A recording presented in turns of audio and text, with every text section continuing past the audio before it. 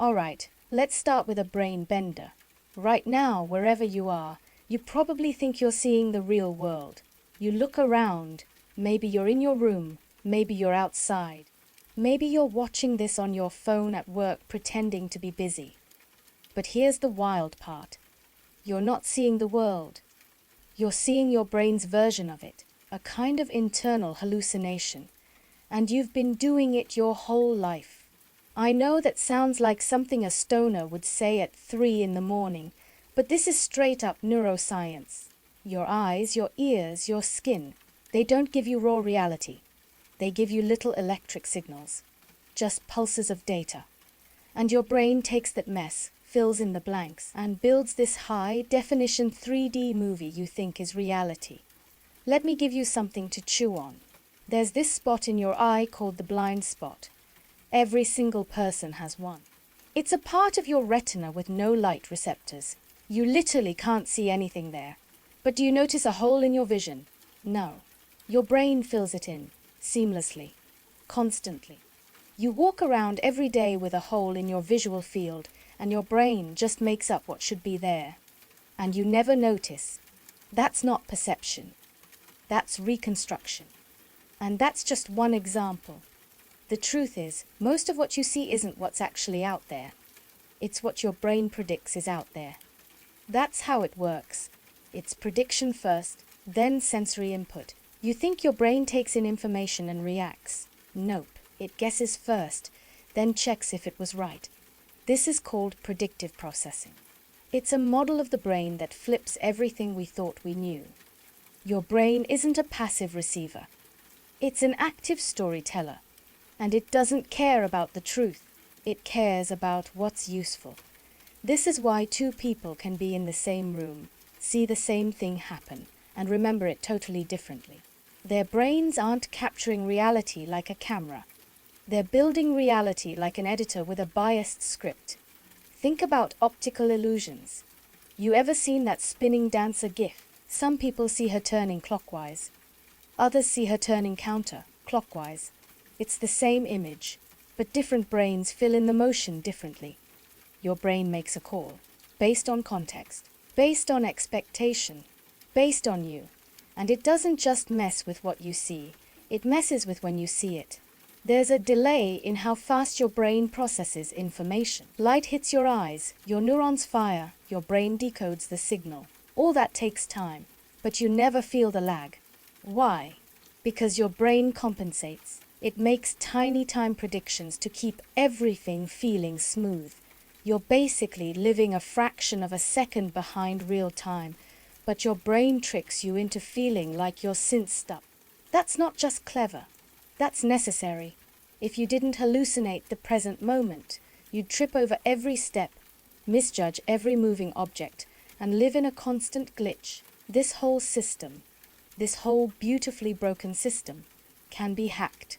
You've seen it in magic shows, in scams, in advertising. These things don't work because they're smart. They work because your brain is predictable. It takes shortcuts. It trusts patterns. It wants stories that make sense, even if they're false. So if someone controls the input, they control the output. Let that sink in for a second. You don't see reality. You see whatever your brain thinks is most useful for survival. Not truth, usefulness. Sometimes that means ignoring the truth completely. If reality was overwhelming or dangerous or painful, your brain might straight up edit it out. Ever notice how trauma messes with memory? It's not a bug, it's a survival feature. Even color. Color. You think that's real. Not even close. Light has no color, just different wavelengths. Color only exists inside your brain. Red, blue, green. Those aren't properties of objects. They're the way your brain labels light. You don't see the world as it is. You see the world as your brain decided it should look. And that raises a freaky question. If everything you experience is a reconstruction, then how do you know what's real? You don't. You can never fully know. The best you get is consensus reality. Stuff we agree on. Stuff we assume is true because enough people see it the same way. But even that's fragile. History is full of moments where everyone believed something that turned out to be nonsense. the Earth being flat, the sun orbiting us, bloodletting being medicine, collective hallucinations, just socially reinforced reconstructions. And the more you think about it, the more it messes with your head. Like, if your brain is constantly filtering reality and filling in the gaps and cutting out things it doesn't expect, what are you not seeing? What invisible truths are hiding in plain sight because your brain isn't wired to notice them? You could be surrounded by signals, patterns, insights, even dangers, and your brain could be throwing them in the trash because they don't fit the narrative. Your narrative. That's why mindfulness, psychedelics, altered states, they all mess with perception. Not because they show you a different world, but because they interrupt the filter. You're not breaking reality. You're just seeing how much of it your brain usually edits out. So no, you're not seeing the world. You never have. You're watching a simulation. One that your brain directs, writes, edits, and believes in like it's gospel. And that's not something to fear. That's something to respect. Because once you realize your perception is a construction, you can question it. You can play with it. You can start to see how your beliefs shape your world instead of just reacting to it. Reality doesn't just happen to you. You co-create it every second, every breath, every blink. The universe might be a giant hologram's holographic principle. You ever hear someone say the universe might not be real and think, all right, calm down. But then you start digging into the actual science, and suddenly the ground under your feet doesn't feel so solid anymore. Because this isn't just stoner talk. There's a real theory, backed by actual math, that says everything you know could be a hologram. It's called the holographic principle. And no, it doesn't mean we're living in a computer simulation. It's weirder than that. It means the three-dimensional universe you live in might just be a projection, not metaphorically, literally. A 3D reality being generated by information stored on a 2D surface. Like your entire life is happening inside a cosmic illusion. And the real data is written on the far edge of the universe. Here's how it started. Physicists were studying black holes. These dense, terrifying objects that swallow everything, even light. And in the 1970s, a guy named Jacob Bekenstein noticed something strange. He realized that the amount of information inside a black hole doesn't depend on its volume. It depends on the surface area of its event horizon. That's the boundary, the shell. That's like saying how much data your hard drive can hold depends on the size of the sticker on the outside. Then Stephen Hawking found out black holes emit radiation, which means, eventually, they disappear. But that creates a massive problem. If they vanish, where does the information go? Quantum physics says information can't be destroyed. So either we don't understand black holes, or something way bigger is going on. That's where Leonard Susskind and a few other physicists stepped in with the holographic idea. They said, what if everything inside a black hole is just a projection of the data on its surface?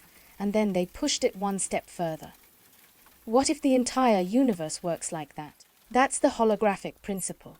The idea that everything happening around you, space, time, matter, energy, could be the result of data stored in 2 dimensions. And we're just experiencing the projection. Think about a hologram on a credit card. It's a flat surface, but when light hits it, you see a 3-dimensional image pop out. It's not real depth. It's encoded light creating the appearance of depth. That might be exactly what our universe is doing, just on a scale so massive we can barely comprehend it. Here's where it gets crazier. In 2015, a team of researchers used mathematical models from string theory to show that gravitational physics in a 3-dimensional universe, our universe, can be fully described by equations in 2 dimensions with no gravity at all.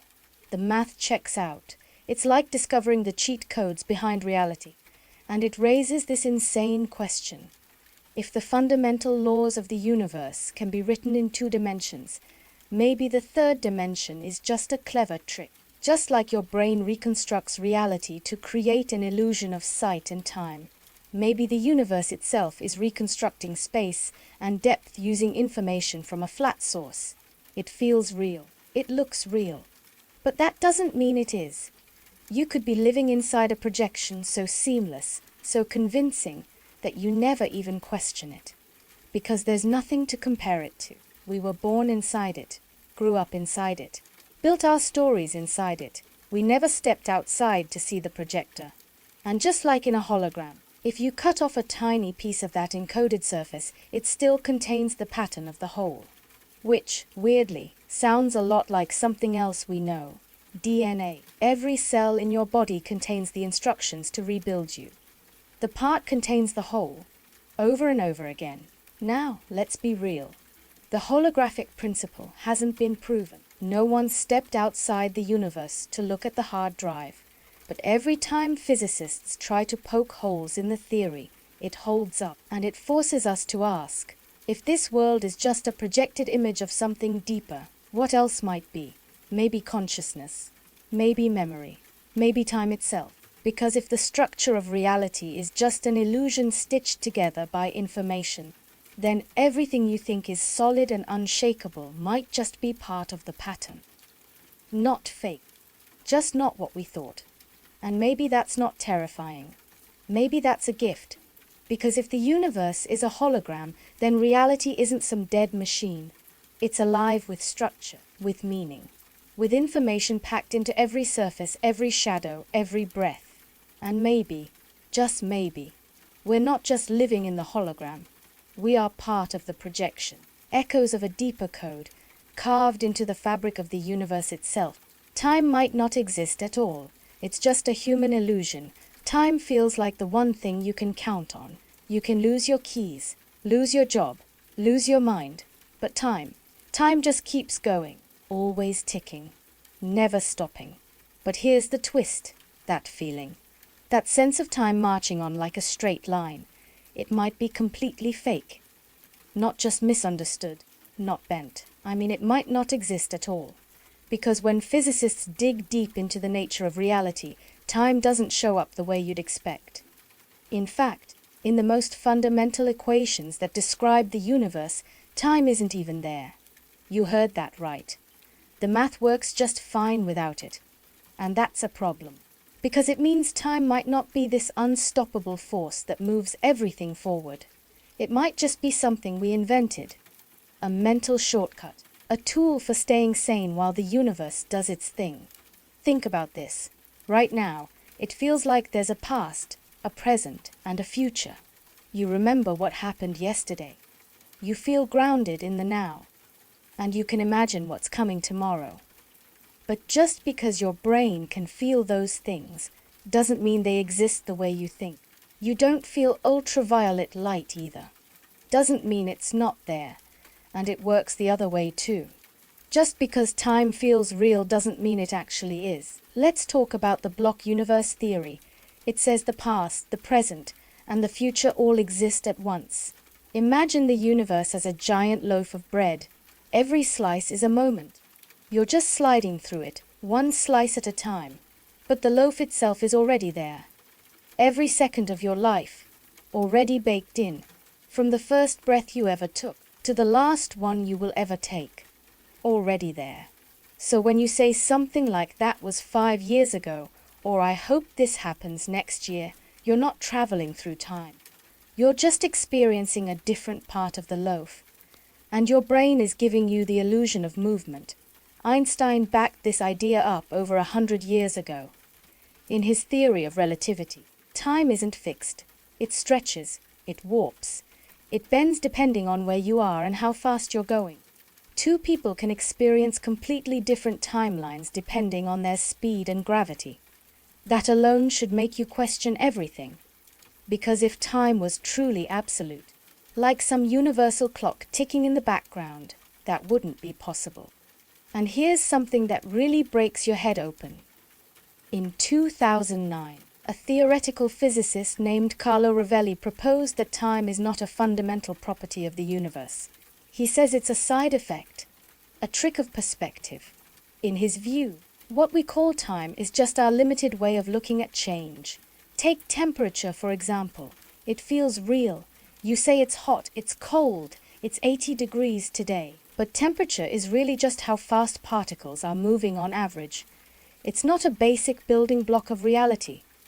It's a description. Time might work the same way. Your brain sees change, motion, decay, memory, expectation, and it labels that experience with something called time. But maybe there's no cosmic clock behind it. Just your own internal system trying to keep track of cause and effect. And that system is flawed. Seriously flawed. Your perception of time changes constantly. A minute in a dentist chair feels longer than an hour watching your favorite show. A week of depression stretches forever. A joyful afternoon disappears in a blink. Time is elastic in your mind. It expands and contracts depending on emotion, focus, and memory. That alone should make you suspicious. Because if time was a hard external thing, cold, mechanical, fixed, it wouldn't behave that way in your experience. But it does.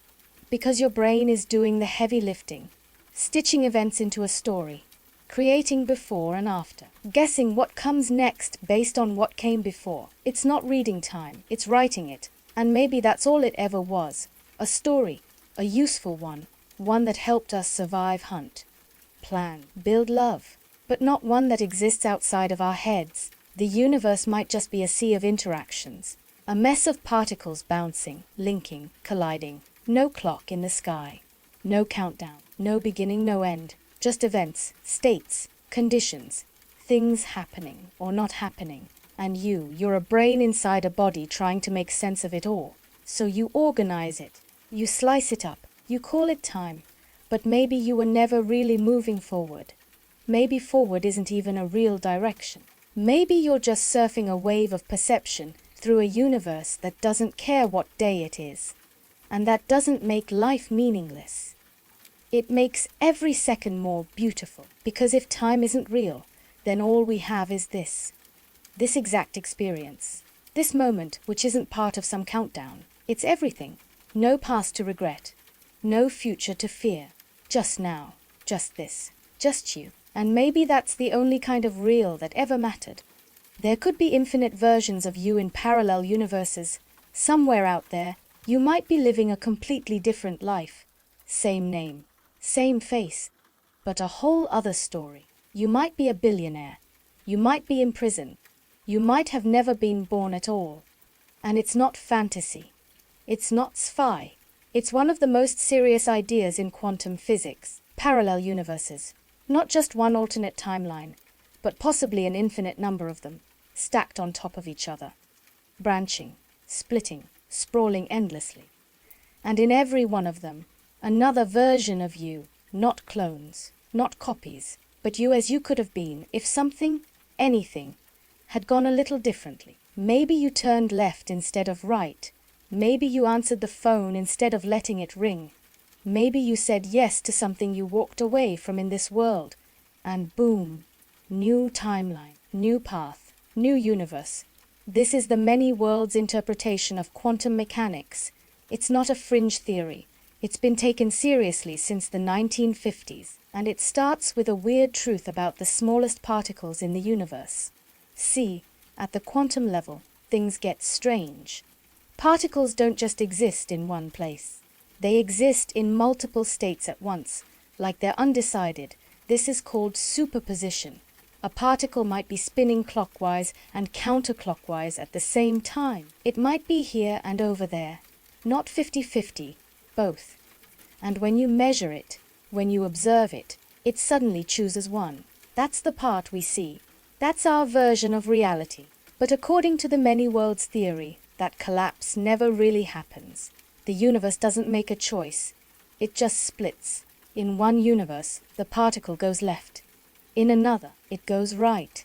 In another, it vanishes completely. And this isn't just happening to particles. It's happening to everything. That includes you. Every time you make a decision, big or small, the universe might be branching.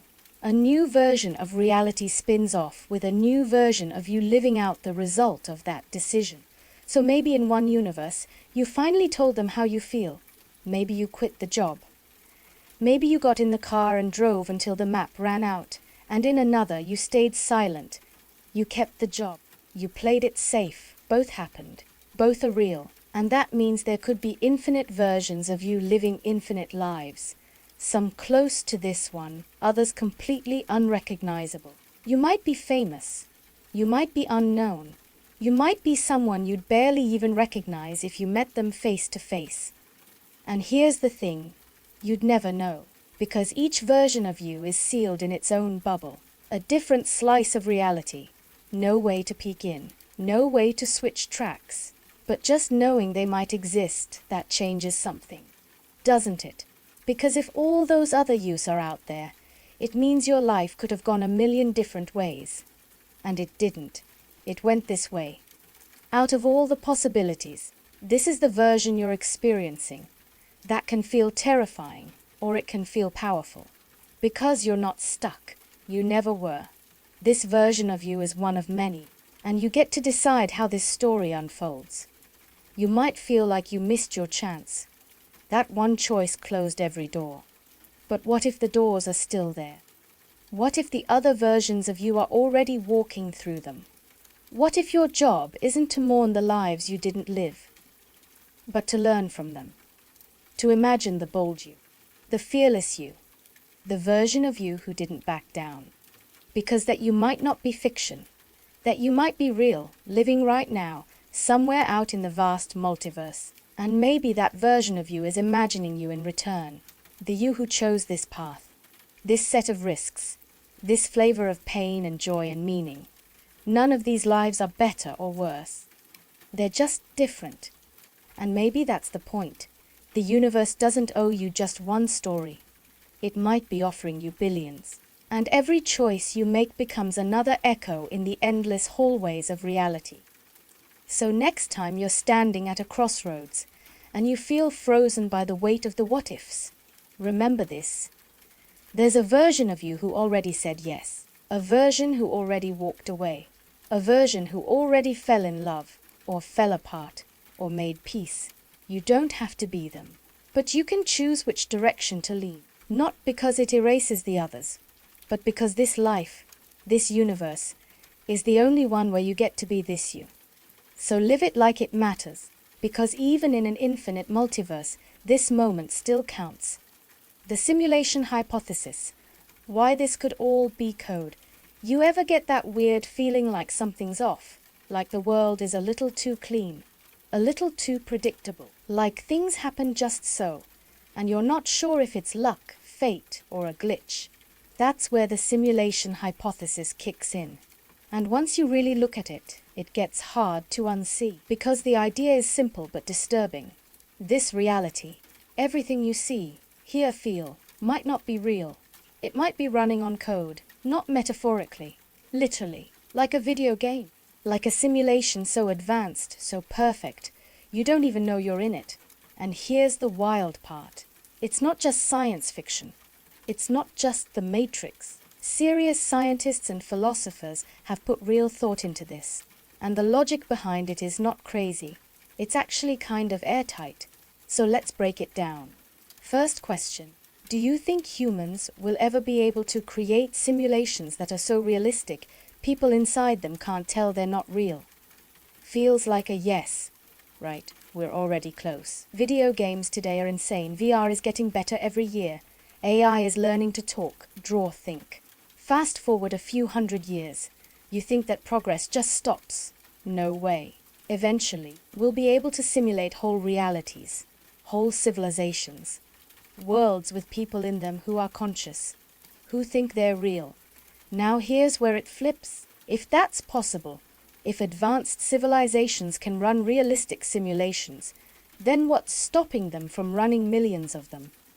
Why wouldn't they? For science, for fun, for history, for curiosity, for whatever reason they want. And if they're running millions of simulations, then logically, the number of simulated realities would vastly outnumber the number of base, level ones. In other words, there would be way more fake universes than real ones. So the odds that this is the real one, the original one, tiny. That's the simulation argument. It says either advanced civilizations never get that powerful, Or they get there and choose not to run simulations. Or they do, and we're almost certainly inside one. And that third option, that's the one that keeps gaining traction. Because when you look around at this world, sometimes it really does feel like it's running on code. Let's talk about math for a second. Why is the universe built on numbers? Why does everything, from the shape of galaxies to the way atoms spin, obey precise mathematical rules? Math isn't just useful, it's embedded in everything, like source code, like the operating system of reality. And then you get into quantum mechanics, the smallest level of existence, and it starts looking a lot like digital processing. Particles don't seem to have definite positions or states until they're observed, like they're waiting to be rendered, like a video game that loads only what's in your field of view to save power. Sound familiar? Some scientists call it quantum indeterminacy. Others call it lazy loading. Either way, it's weird. And then there's the speed limit, the speed of light. Nothing can go faster. Almost like the system has a max processing rate, just like a computer. Now, think about how often you see patterns, synchronicities, repeated numbers, déjà vu, coincidences that feel too perfect to be random. Sure, some of that's your brain trying to make sense of chaos. But what if some of it isn't? What if those glitches, those little moments where reality hiccups, are exactly what they feel like? Glitches, not errors in nature, but bugs in the system, rendering issues, faulty loops, reused assets.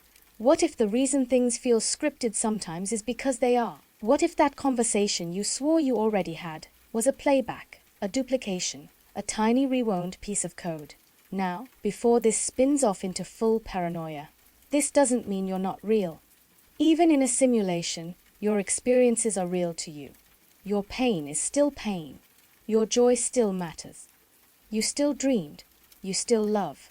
But it might mean that the platform you're on, the physics, the space, the logic of it all, is artificial, created, programmed, and maybe the thing that created it isn't evil. Maybe it's not even aware of you. Maybe it's just some post-human kid doing a school project. Or maybe, just maybe, you're the point. Maybe this simulation was built for you, or because of you, or as some way to test, train, or explore something deeper. No one knows. But here's the question that really hits hard. If you knew this was a simulation, what would you do differently? Would you take more risks? Would you stop playing it safe? Would you stop waiting for permission to live the way you actually want? Because maybe you don't need to break out of the simulation. Maybe you just need to stop acting like a background character in your own story. Whether this is base reality or just the most beautiful illusion ever created, you are here. You are awake. You are experiencing this moment. And in the end, real or not, that's what makes it matter. Your entire life could be a memory and you'd never know. What if none of this is happening right now? Not just the video. Not just today. I mean all of it. Your childhood. Your friends. Your heartbreaks. Your favorite meals. Your worst mistakes. What if it's not real in this moment? What if you're not alive right now at all? What if everything you call your life is just a memory? Not in a dreamy, poetic way. I mean literally. What if this moment, the one you're living right now, already happened long ago, and you're just replaying it, watching it back like a recording, feeling everything like it's happening for the first time? But it's not. It's already done. That idea messes with your head, right? It should. Because here's the uncomfortable truth. You have no way to prove that you're experiencing the present. None. Your brain doesn't directly interact with the outside world. It takes signals, light, sound, touch, and interprets them, reconstructs them, feeds them to your consciousness with a little delay, a tiny lag. You're not seeing reality as it is. You're seeing your brain's guess of what just happened. It's like living inside a movie that's half a second behind real time. But if you've never seen what real time actually feels like, how would you know the difference? Now stretch that idea out a second, a minute, an hour, a lifetime. You could be reliving something that already happened, right now. This could be playback, and you'd have no way to tell. Because your brain doesn't come with a timestamp. It just gives you the illusion of now. There's a thought experiment in neuroscience called the memory upload hypothesis. It goes like this. Imagine someone recorded your entire life, every detail, every sight, every smell, every emotion, and then they implanted that memory into a blank consciousness, a clean slate. From that moment on, that consciousness would swear it lived that life, not watched it, lived it. It would feel like the memories were built in real time. It would swear it made choices, swear it had free will, swear it was alive. But it wasn't. It was just running a recording. Now here's the part that hits hard. How do you know you're not that consciousness? How do you know you're not already in the playback? You might say, no way. I'm thinking. I'm reacting. I'm making choices. I feel alive. But a recording doesn't need to know it's a recording. The whole point is that it feels real, just like dreams feel real until you wake up. And even then, how sure are you that you're actually awake now? This isn't just philosophy. There's real science behind the weirdness of time perception. Your brain's sense of the present moment is a construct. It stitches together sensory data and memory to create the illusion of a flowing now. But in reality, everything you're aware of is already in the past by the time it reaches you. You're living in the echo, and that echo could be longer than you think. There are theories that say your final moments, the last few seconds before death, might be stretched out in your brain, that the dying brain floods with activity, that your perception of time distorts wildly. So if your life was flashing before your eyes, who's to say it wouldn't feel like the whole thing? You could be 1 second away from death, and to you it feels like 70 years. If that's true, then what you call a lifetime might just be one long goodbye.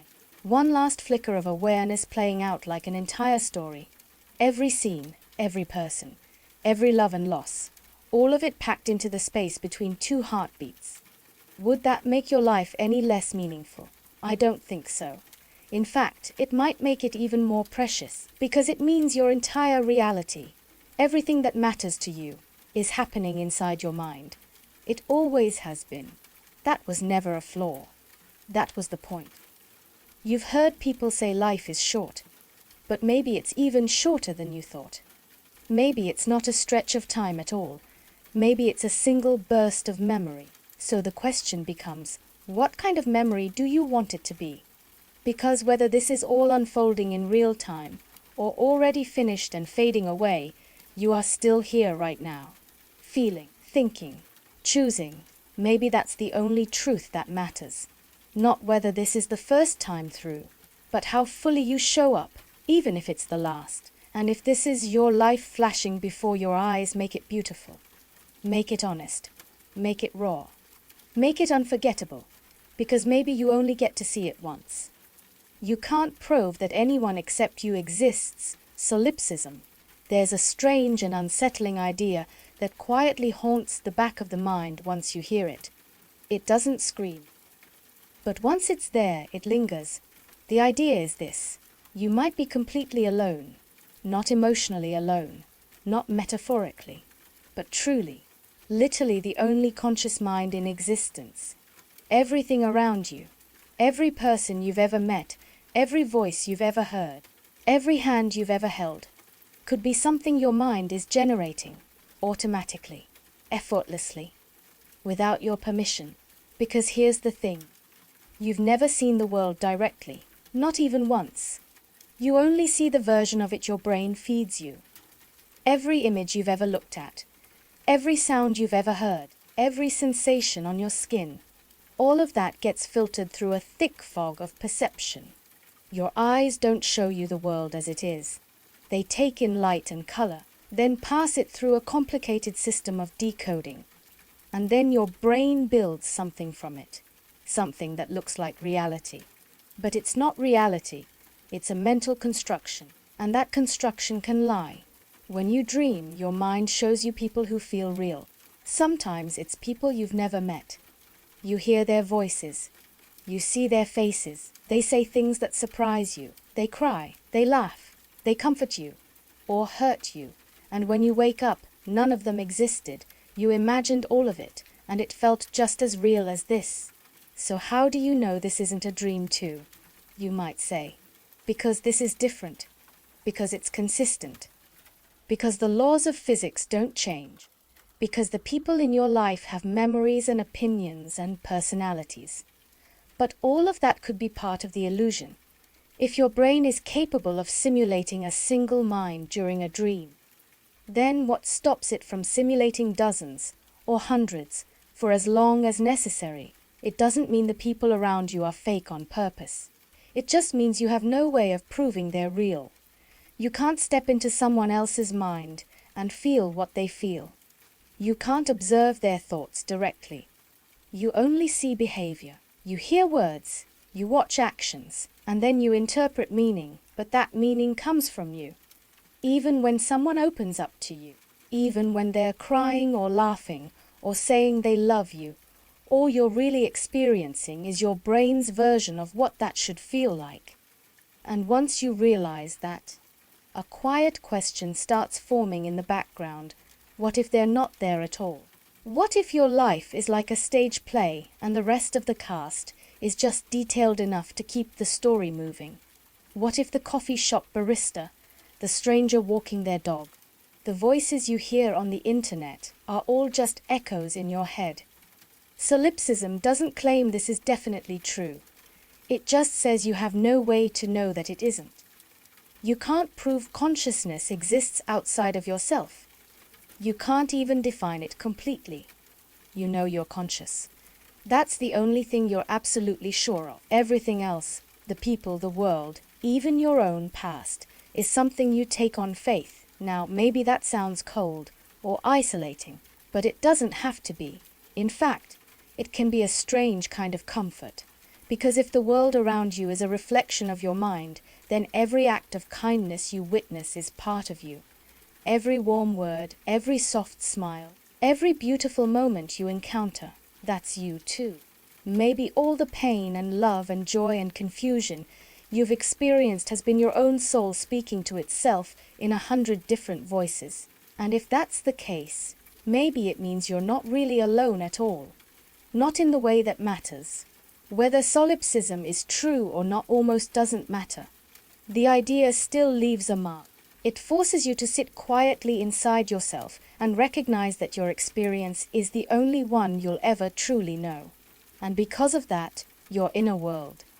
The way you treat yourself, the way you make meaning, the way you hold space for silence, suddenly becomes more sacred, more real than anything outside it.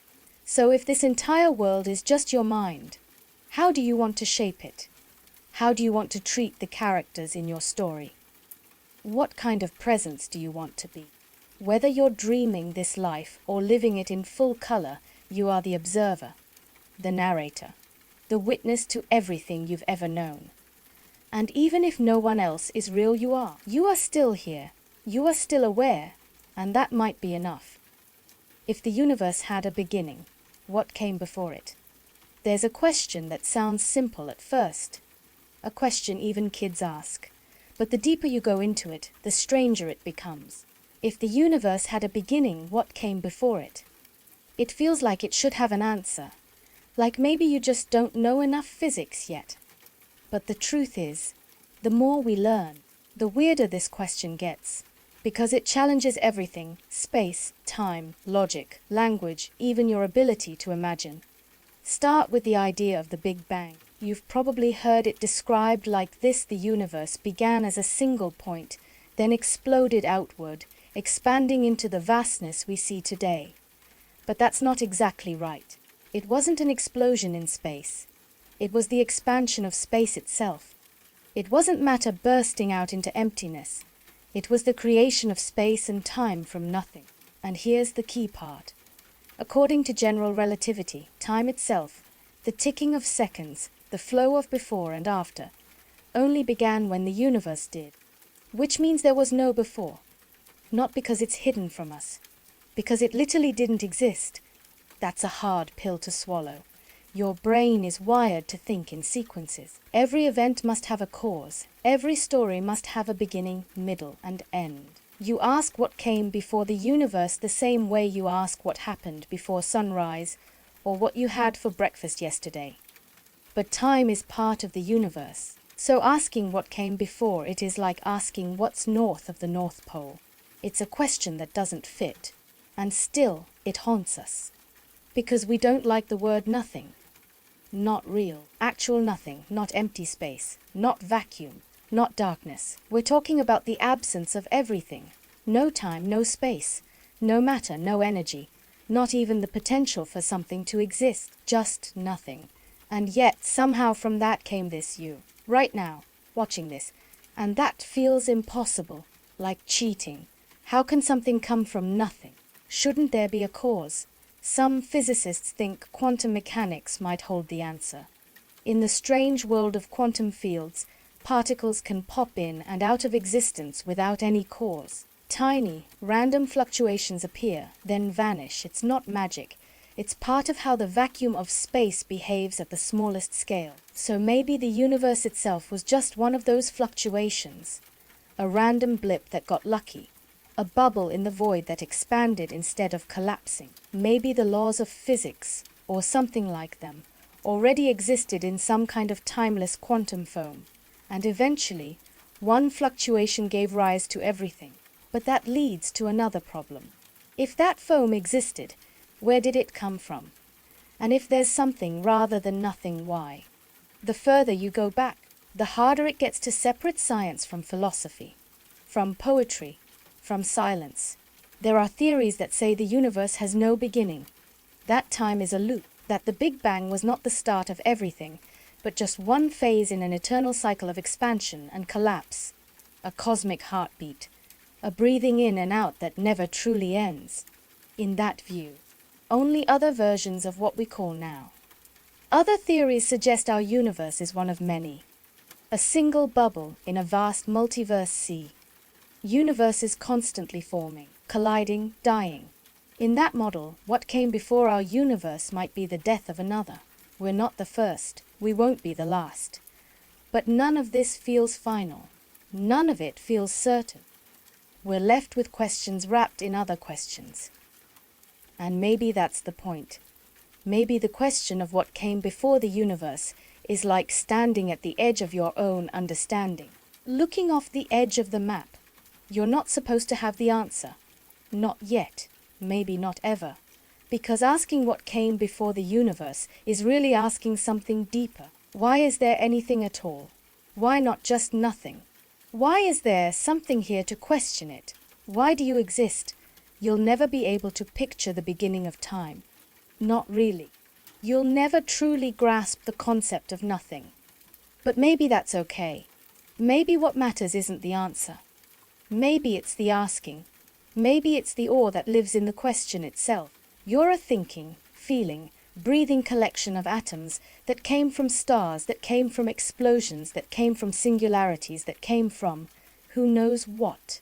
And yet, here you are, in a universe that began somehow, drifting through space on a rock that orbits a star, wondering how it all started, and what it all means. And maybe that curiosity, that strange ache in your chest when you think about the origin of everything, maybe that's the real miracle. That you get to ask this question at all. There's no such thing as now, only a constant past and future. It feels like such a simple thing you're here, right now, watching this, listening, thinking, breathing, existing in what we call the present, the now. But the deeper you look, the more that idea starts to fall apart. Because there might not be any such thing as now. Not really. Not in any way that holds up under science. What you think of as the present might just be a trick your brain is playing to keep you grounded. Let's start with this. Your brain is slow. Not slow like broken, slow like biological. Every second your senses are flooded with information. Light hits your eyes. Sound enters your ears. Pressure touches your skin. But your brain can't process all of it instantly. It needs time. A fraction of a second here. A little lag there. before it can stitch those inputs together into one seamless picture of the world. And yet, you never notice the delay, because your brain hides it from you. It edits your experience before you become aware of it. So by the time you think you're living in the moment, you're actually living in the past. Always. Everything you experience is already over by the time you know it happened. Even the feeling of now is already gone. But it gets stranger. Einstein's theory of relativity broke the idea of a universal now. In everyday life, we act like time flows the same for everyone, everywhere. But that's not true. The faster you move through space, the slower time moves for you. If someone was traveling near the speed of light, their now would not match yours. What they experience as present, you might experience as future or past. So whose now is real? Yours? Theirs? Neither. According to physics, there is no global clock, no master timeline, no single shared now that every point in the universe agrees on. Time is relative. And if time is relative, then the present is too. It depends on where you are, how fast you're moving, and what you're measuring it against. There is no objective now. There's only perspective. And your perspective is always late. Even here on Earth, the idea of simultaneity, of two things happening at once, breaks down. A supernova exploding on the far side of the galaxy and a text message popping up on your phone can't truly be said to happen at the same time. Not unless you define a specific reference point, because light from each event travels differently. And so, your now is never universal. It's personal, isolated, built for you and you alone. And then there's how your mind keeps time. Your sense of now is built like a tiny window, a small sliver of awareness that lasts just a few seconds long. Anything outside that window feels like memory or expectation. But that window is artificial. It's not a fixed point. It's a moving average. Your brain doesn't live in a single frame. It blends a few seconds together into something it calls the present. So even the now you feel, the one you trust, isn't really a moment. It's more like a short stretch of time that gets edited into a single impression. You don't live in the present. You live in an echo of the past, shaped by predictions of the future. It's subtle, but it changes everything. When you catch a ball, you don't react to where it is. You react to where you expect it to be. When you listen to music, your brain is always anticipating the next note. Even when you move your hand or speak a word, your body begins preparing milliseconds before you think you do. You are constantly living between what already happened and what might happen next. Always a little behind, always a little ahead, never quite now. And still, we chase it. That feeling of presence, that illusion of being fully in the moment. We meditate, we breathe, we pause and try to be still. And sometimes it works. Sometimes we feel like we've landed right in the center of time. Like we're holding it, owning it, living it. But that moment is already gone too. The now is like the horizon. The more you focus on it, the further it moves. You never quite arrive. You're always just passing through. And maybe that's okay. Maybe the beauty of now is that you never get to keep it. Maybe the miracle is that you can even try. That even with the delays and the distortions and the relativity of it all, you still feel present sometimes. Even if it's an illusion. Even if it's just your mind stitching together a story. So next time you feel like you're behind, or like life is rushing past you, remember this: there was never a moment to catch in the first place. Just a flowing stream of pasts becoming futures. Just a mind doing its best to surf the wave, and somehow that's enough. Reality might be a projection from another dimension. Have you ever stared at a shadow and thought, that's not the real thing? It's just a flattened version of something more solid, less complete. Now imagine that everything you've ever seen, touched, believed to be real, is also just a kind of shadow, a projection, not the full version, just the surface of something else entirely. This isn't just poetic, it's actually one of the weirdest, most serious ideas in modern physics, that what you call reality. Everything in the universe, every galaxy, every atom, every breath, might be the result of something happening on the edge of the universe, like a cosmic movie projected onto a screen, a hologram. And this is where things get strange. There's something called the holographic principle. It came out of an attempt to understand black holes. The deeper physicists studied them, the more they noticed something bizarre. The amount of information, the raw bits of data, inside a black hole didn't scale with its volume like you'd expect. It scaled with the surface area, the outer layer, the event horizon. Like everything that ever fell in wasn't truly lost inside, but somehow encoded on the outer skin, and that got people thinking. If this is how black holes work, maybe the entire universe works the same way. Maybe everything that happens in 3 dimensions is actually written on a 2-dimensional surface far away, in a way we just don't understand. But the math checks out, and not in a fringe theory way, in a this could be how reality actually functions kind of way. Your entire life, your memories, your body, the ground under your feet, could be the result of patterns unfolding on a distant boundary. You are the 3D echo of something more fundamental in 2D. Think about a hologram. It looks 3-dimensional, but it's made from interference patterns on a flat surface. The depth is an illusion created by light and perspective. What if that's us? What if space itself, distance, volume, shape, is not what it seems? You see the universe stretching out in all directions. You feel like you move through it. But if the holographic principle is true, all of that is a kind of trick, a useful one that helps us survive, build, connect, but still a trick. This doesn't mean we're not real. It means our reality might be a translation of something deeper. Like a video game isn't fake just because it runs on code. It still exists, it still works. But it's not what it looks like. And maybe that's what you are. A rendering, not of nothing, but of something you can't access directly. Something beyond the walls of this universe. So then comes the obvious question. If this is all a projection, what's projecting it? Nobody knows. Maybe it's another dimension, a layer of reality where the real version of the universe lives. Maybe the boundary where all the information sits is the true source of existence, and what we call space and time are just side effects. Or maybe there's no meaningful difference between the projection and the source. Maybe this version of reality is just as real as any other, just shaped differently, filtered through light and math and mystery. It's not about simulation.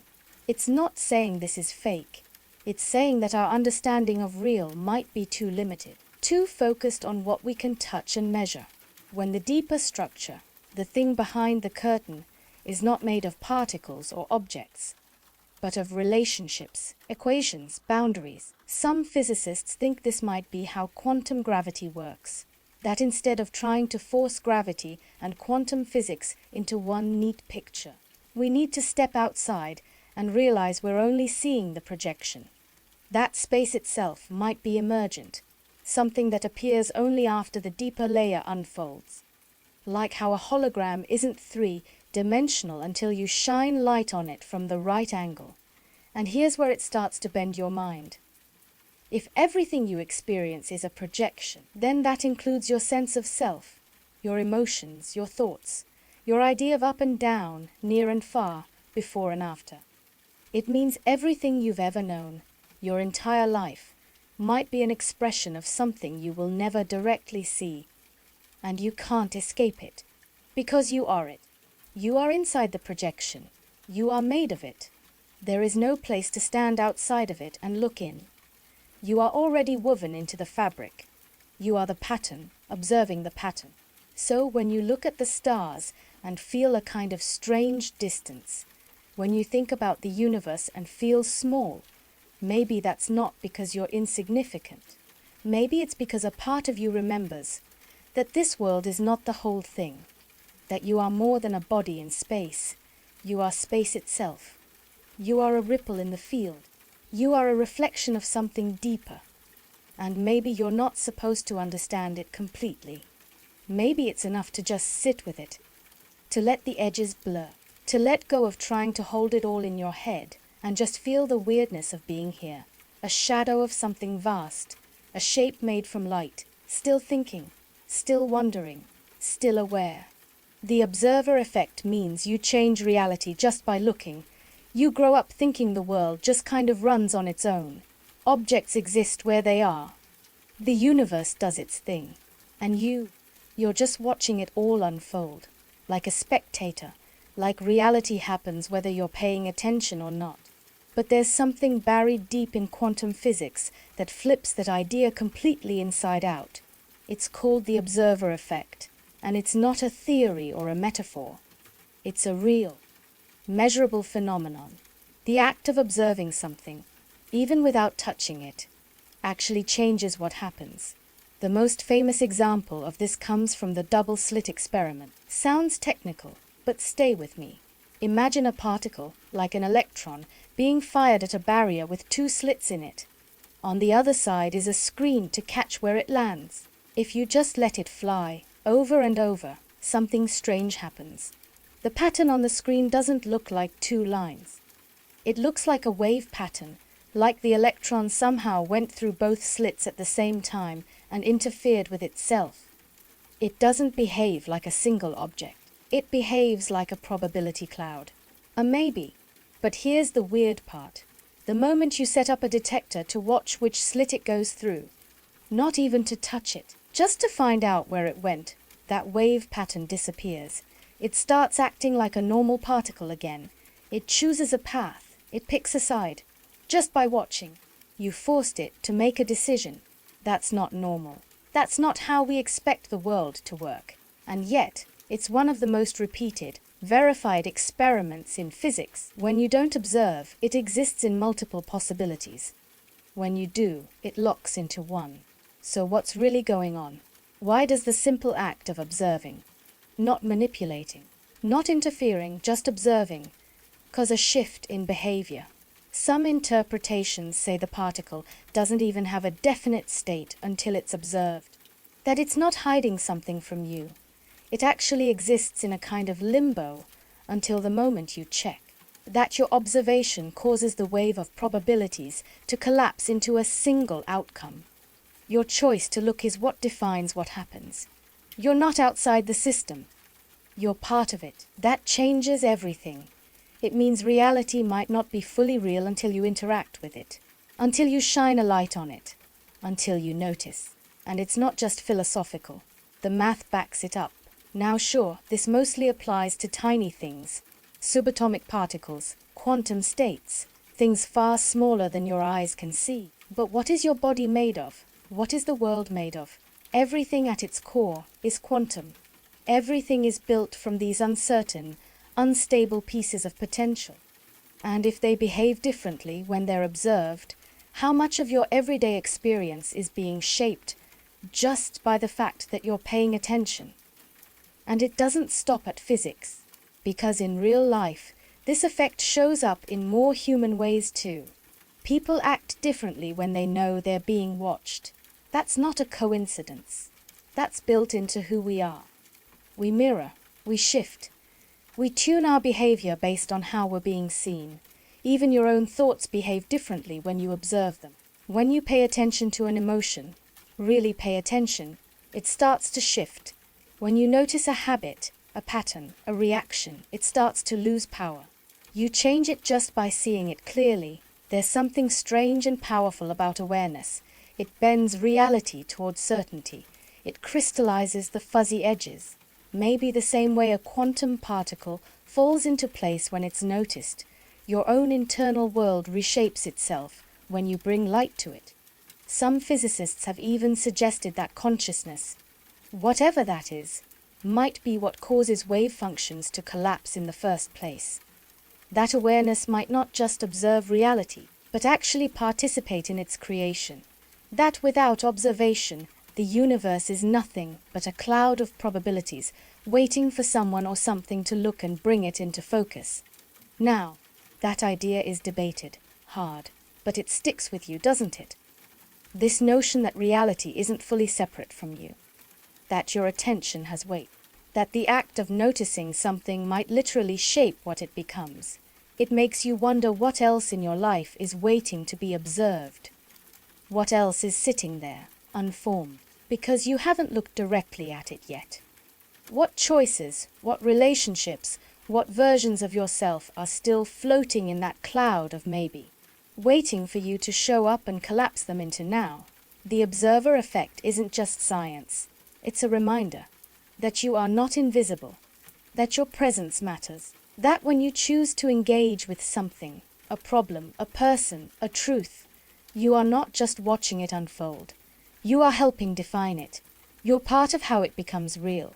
So no, you're not a silent passenger in this universe. You are participating in it, always, whether you mean to or not.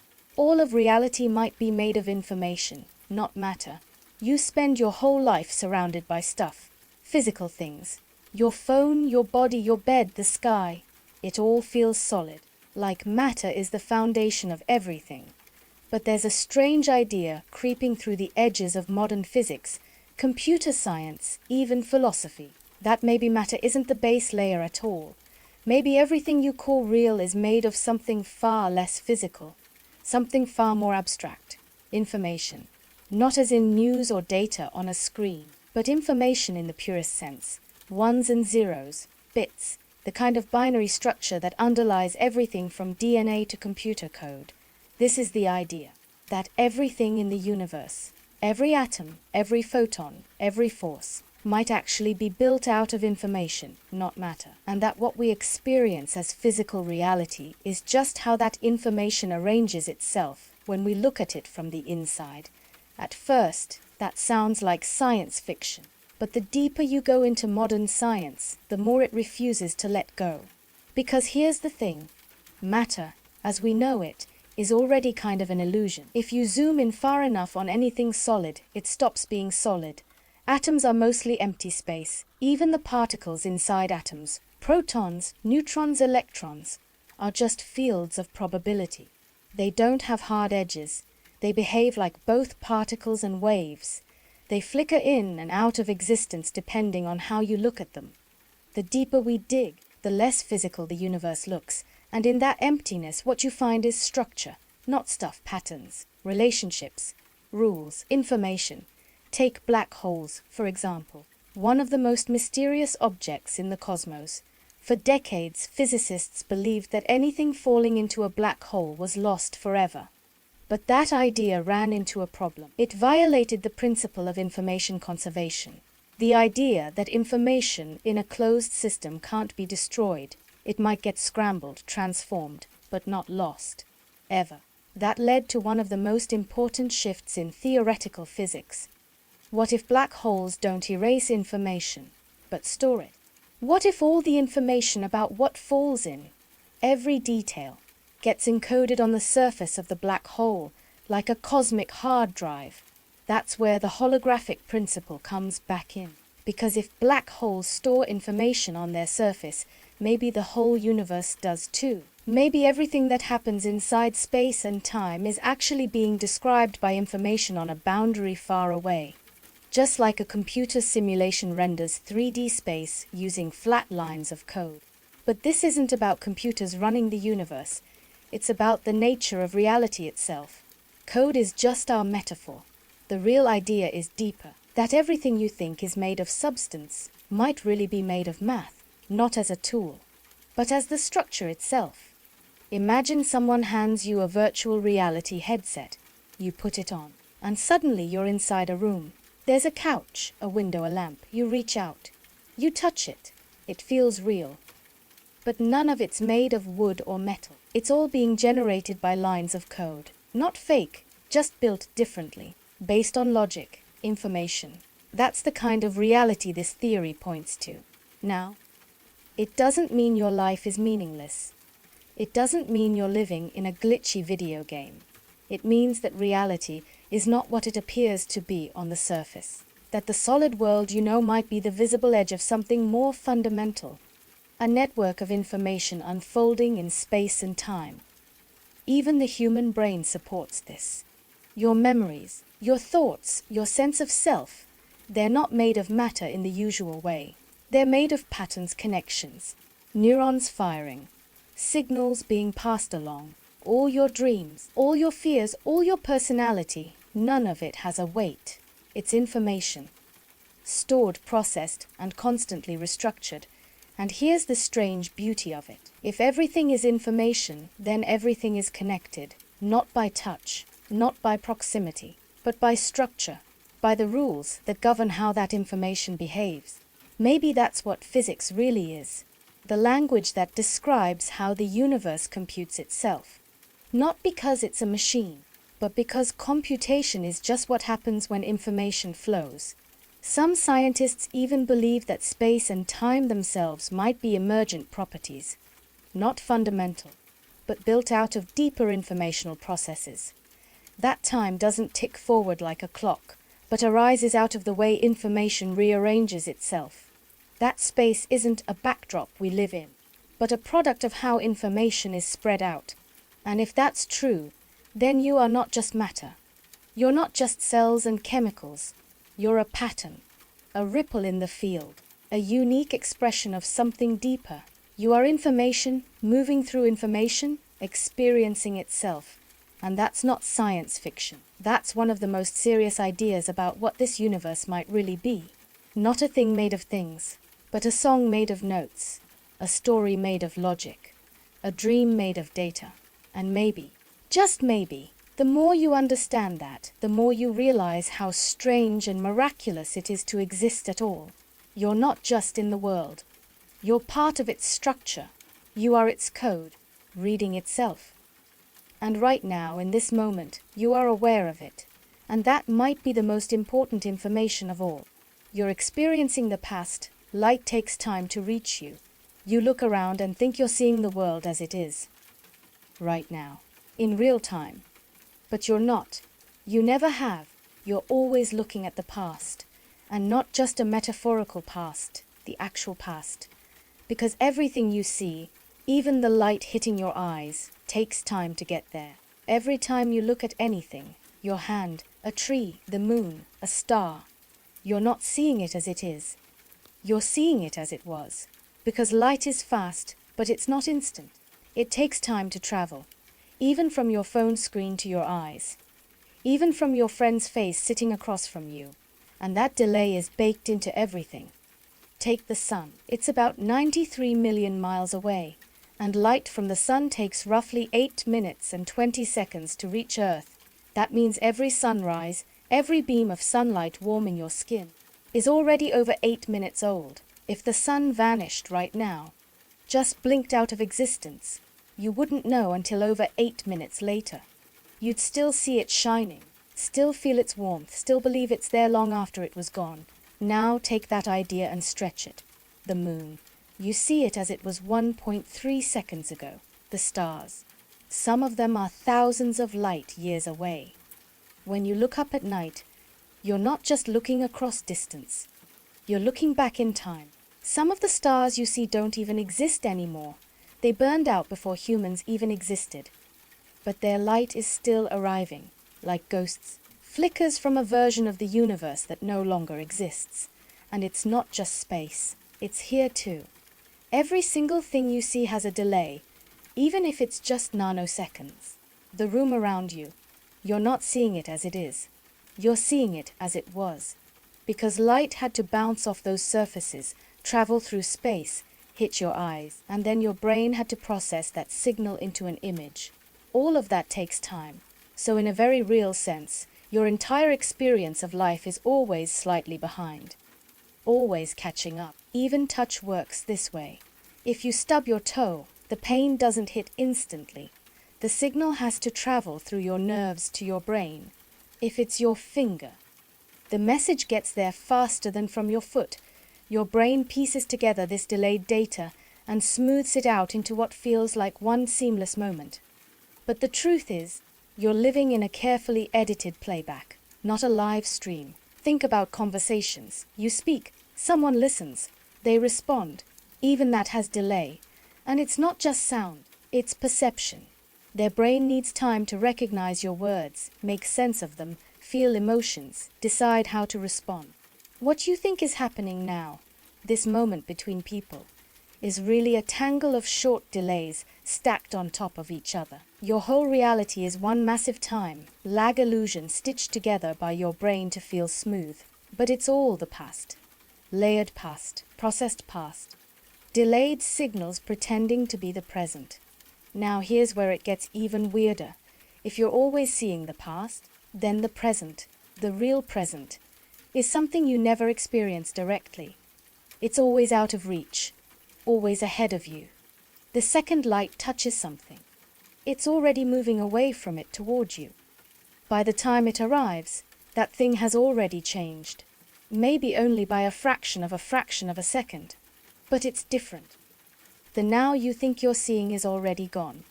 So what even is the present? Is there such a thing? Some physicists argue that the present isn't a real slice of time at all, just a mental illusion your brain creates by stitching frames together. Like a movie. You see 24 frames per second, and your brain fills in the gaps. It smooths out the pauses. It edits reality into a constant stream so you don't notice the delays. But the truth is, you're always living just a few milliseconds behind. Always watching a highlight reel of what just happened. And when you realize that, really feel it, you start to understand how strange perception truly is. How fragile your sense of time actually is. You're always just a step behind what is, always catching up to what was. Even memory works that way. You never remember the present. You only remember the past. Every second becomes memory the moment it happens. And the more you try to hold on to the now, the more it slips through your fingers. Because by the time you notice it, it's already gone. It makes you wonder, how much of your life are you reacting to after the fact? How many decisions, emotions, memories are just delayed responses to something that isn't there anymore? You think you're in control living moment to moment. But really, you're always just a little too late. And yet somehow, it works. Somehow this whole glitchy system still feels seamless. Still feels real. Still gives you sunsets, conversations, laughter, pain, wonder. Even if it's all running a few beats behind. So next time you look at something, remember, you're seeing echoes, light from the past, a memory in motion.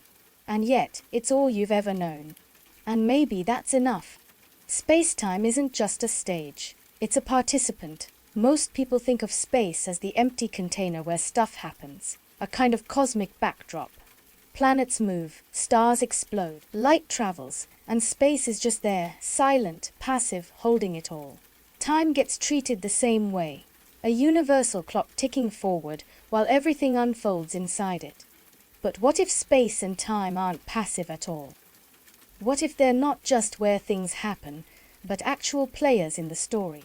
What if space-time itself participates in reality, bends with it, responds to it, changes depending on what's inside it?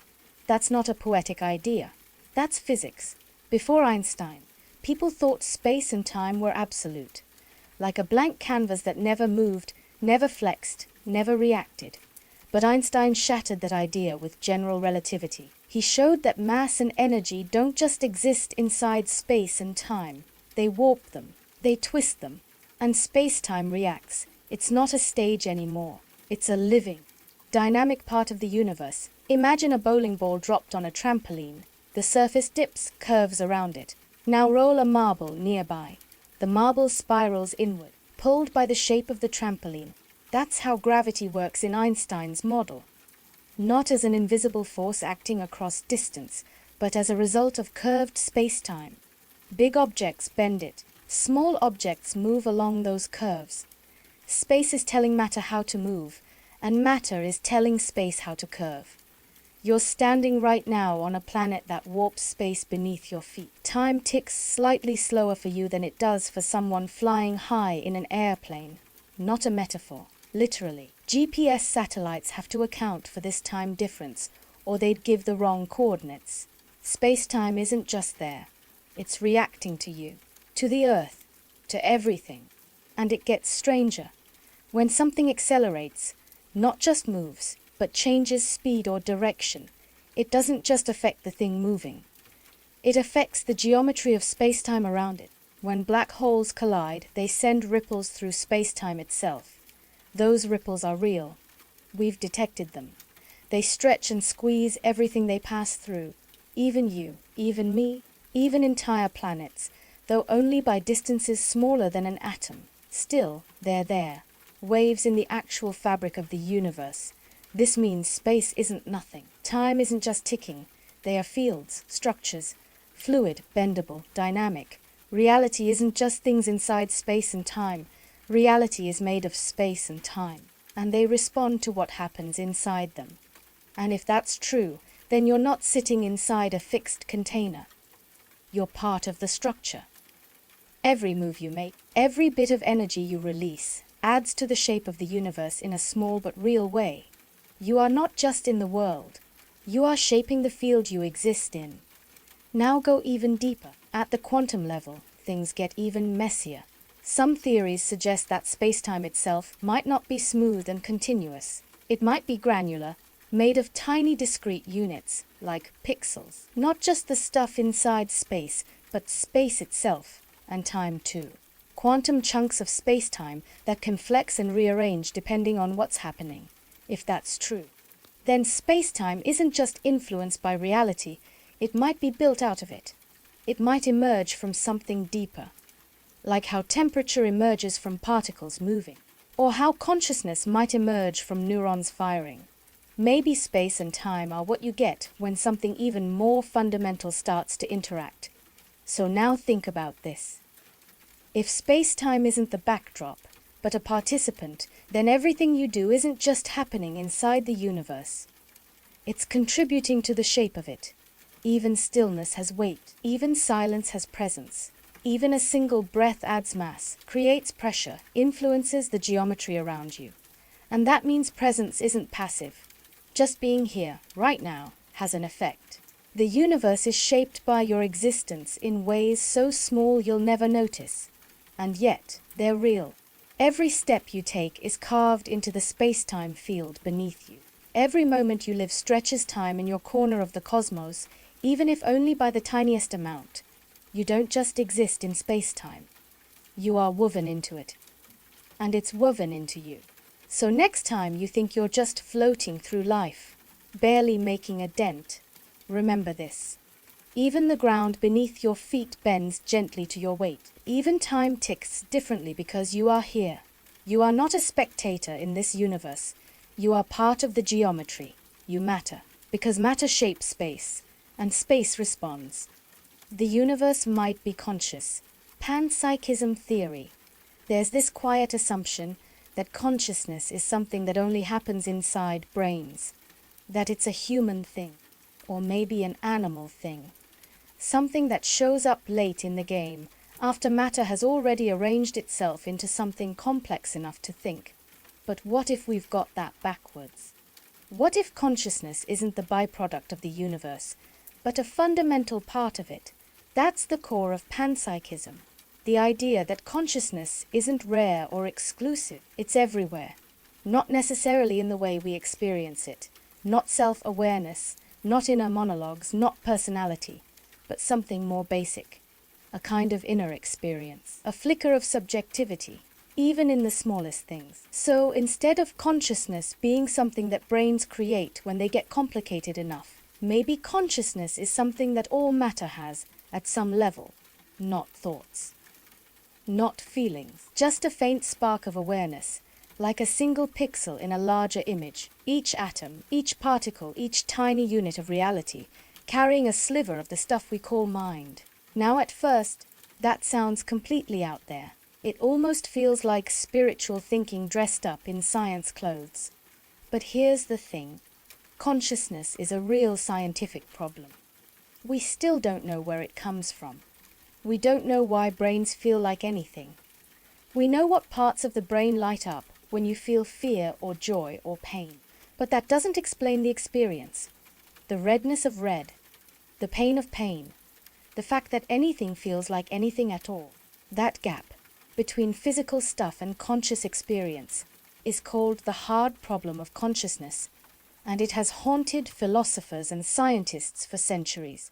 No one's been able to close it, No one's been able to fully explain how a lump of matter like a brain becomes a living experience like a mind. So panpsychism flips the script. Instead of saying matter gives rise to consciousness, it says consciousness might be a basic property of the universe, like mass, like charge, like gravity, not something built later, but something baked in from the beginning. The building blocks of matter might also be the building blocks of mind. And that changes everything, because if even the tiniest particle has some sliver of awareness, not intelligence, not thought, just awareness, then everything becomes part of a vast, distributed network of consciousness. From dust to trees to stars, not conscious in the way you are, but carrying echoes of the same thing, like drops of water from the same ocean. That doesn't mean rocks are secretly thinking about their goals or your coffee mug has opinions. It means the universe itself might have a kind of interior, a hidden depth. Not just structure and energy and movement, but experience. The idea isn't that everything is conscious the way we are. It's that everything might participate in consciousness at its most primitive level. It also reshapes the way we think about life. We like to draw this hard line between living and non-living, between mind and matter. But if consciousness is fundamental, then that line gets blurry. Maybe life doesn't create consciousness. Maybe it amplifies it, organizes it, filters it, the way a lens focuses light. Maybe your brain doesn't generate awareness, it tunes into it, like a radio, pulling something already present into a clearer signal. Some physicists and philosophers take it even further. They say if consciousness is everywhere, then the universe itself might be a conscious system. Not a person, not a god, but a vast field of experience, a presence. Not looking down on us, but looking out through everything. And strangely, this idea isn't completely outside science. Some versions of quantum theory suggest that observation affects reality, that the act of measuring something changes the outcome. That implies a strange role for awareness. Some physicists brush it off, others lean in. They wonder if consciousness isn't just part of the story, but central to it. Even modern physics is starting to explore the idea that information, not matter, is the most fundamental thing in the universe. And if consciousness is the awareness of information, then maybe the universe is aware of itself. Not in a human way, not with thoughts or language, but in some deep, slow, ungraspable sense. And maybe, just maybe, that's why you're here. Because somehow through an impossible chain of events, the universe arranged itself into something that could look back, something that could ask questions, feel curiosity, wonder why it exists. Maybe your mind isn't separate from the universe. Maybe your mind is the universe experiencing itself through your eyes. You are made of stars. That's not poetry. It's chemistry. Every atom in your body was forged in the heart of some ancient sun. But maybe you're also made of awareness. Not just built from matter, built from the same conscious potential that might echo across the whole cosmos. So you're not a stranger to the universe. You are it. You're not observing it from the outside. You're the inside looking at itself, wondering what it is, wondering if it knows you're here, and maybe, in some way you can't quite explain, it does. The self is an illusion. There's no solid you behind the thoughts. There's this feeling we all carry, that behind all our thoughts, behind all our emotions and memories and decisions, there's a solid core, a center, a self, some fixed identity holding it all together. You feel like you are someone sitting behind your eyes, watching the movie of your life unfold. But what if that someone isn't really there? What if the self, this deep sense of being a single, unchanging person, is actually just a story? A useful illusion your brain tells itself to make sense of the chaos, because when you start pulling at it, that feeling of a fixed self begins to fall apart fast. Try this. Sit for a moment and watch your thoughts. Really pay attention. You'll notice something strange. You don't choose them. They just appear, one after another. A memory pops up, a worry, a craving, a mental image, and you didn't summon any of it on purpose. You're just watching the show. Now notice this. There's no thinker behind the thoughts. There's just thought. There's no inner narrator behind the words. There's just words, flowing, changing, dissolving, and if you try to find the center, the you that's supposedly doing all of this, it slips away like smoke. You can't point to it. You can't touch it, because it's not a thing. It's a process. Your sense of self is built moment by moment out of memory, sensation, attention, emotion, and it's never stable. But the version of you that wakes up groggy and irritated isn't the same as the version that laughs with a friend an hour later. The person you were 10 years ago might feel familiar, but they were not you. Not really. Not the same body. Not the same mind. Not the same beliefs. That self is gone, and yet the story keeps going. It's like a river, always flowing, always changing, but because the water moves in a certain shape, we give it a name. We say that's the Mississippi, or that's the Nile. But there's no thing there, just movement, just structure, just process. You're the same. You're not a thing. You're a flow. And this isn't just philosophy. It's backed by neuroscience. When scientists go looking in the brain for the self, for the solid me that's supposedly in charge, they don't find one. There's no single spot where consciousness lives, no hidden control center where the real you sits. Instead, there's a network of systems, different regions lighting up for different tasks, language over there, memory, attention, motor control, all communicating, all shifting moment to moment. Your brain builds the sense of a unified you, the same way it builds the sense of a unified world, by stitching together fragments, filling in the blanks, creating something that feels whole, even when it isn't. It's like a movie made of still frames. Your brain glues them together fast enough that you don't see the gaps.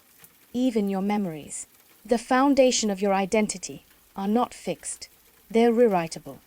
Every time you recall something, you're not playing a perfect recording. You're reconstructing it, changing it, coloring it with emotion, making tiny edits based on who you are now. Your past self is being rewritten by the present one, constantly. So what's left? If the self isn't solid, if it's not a fixed thing inside you, what are you? You're what's happening right now. Your awareness watching it all unfold. You're the field in which thoughts appear and disappear. You're not the voice in your head. You're the space the voice echoes through. Some spiritual traditions have said this for thousands of years. Buddhism, for example, teaches that the self is not an object. It's a mental formation, empty of solidity, but we cling to it fiercely because the idea of no self is terrifying.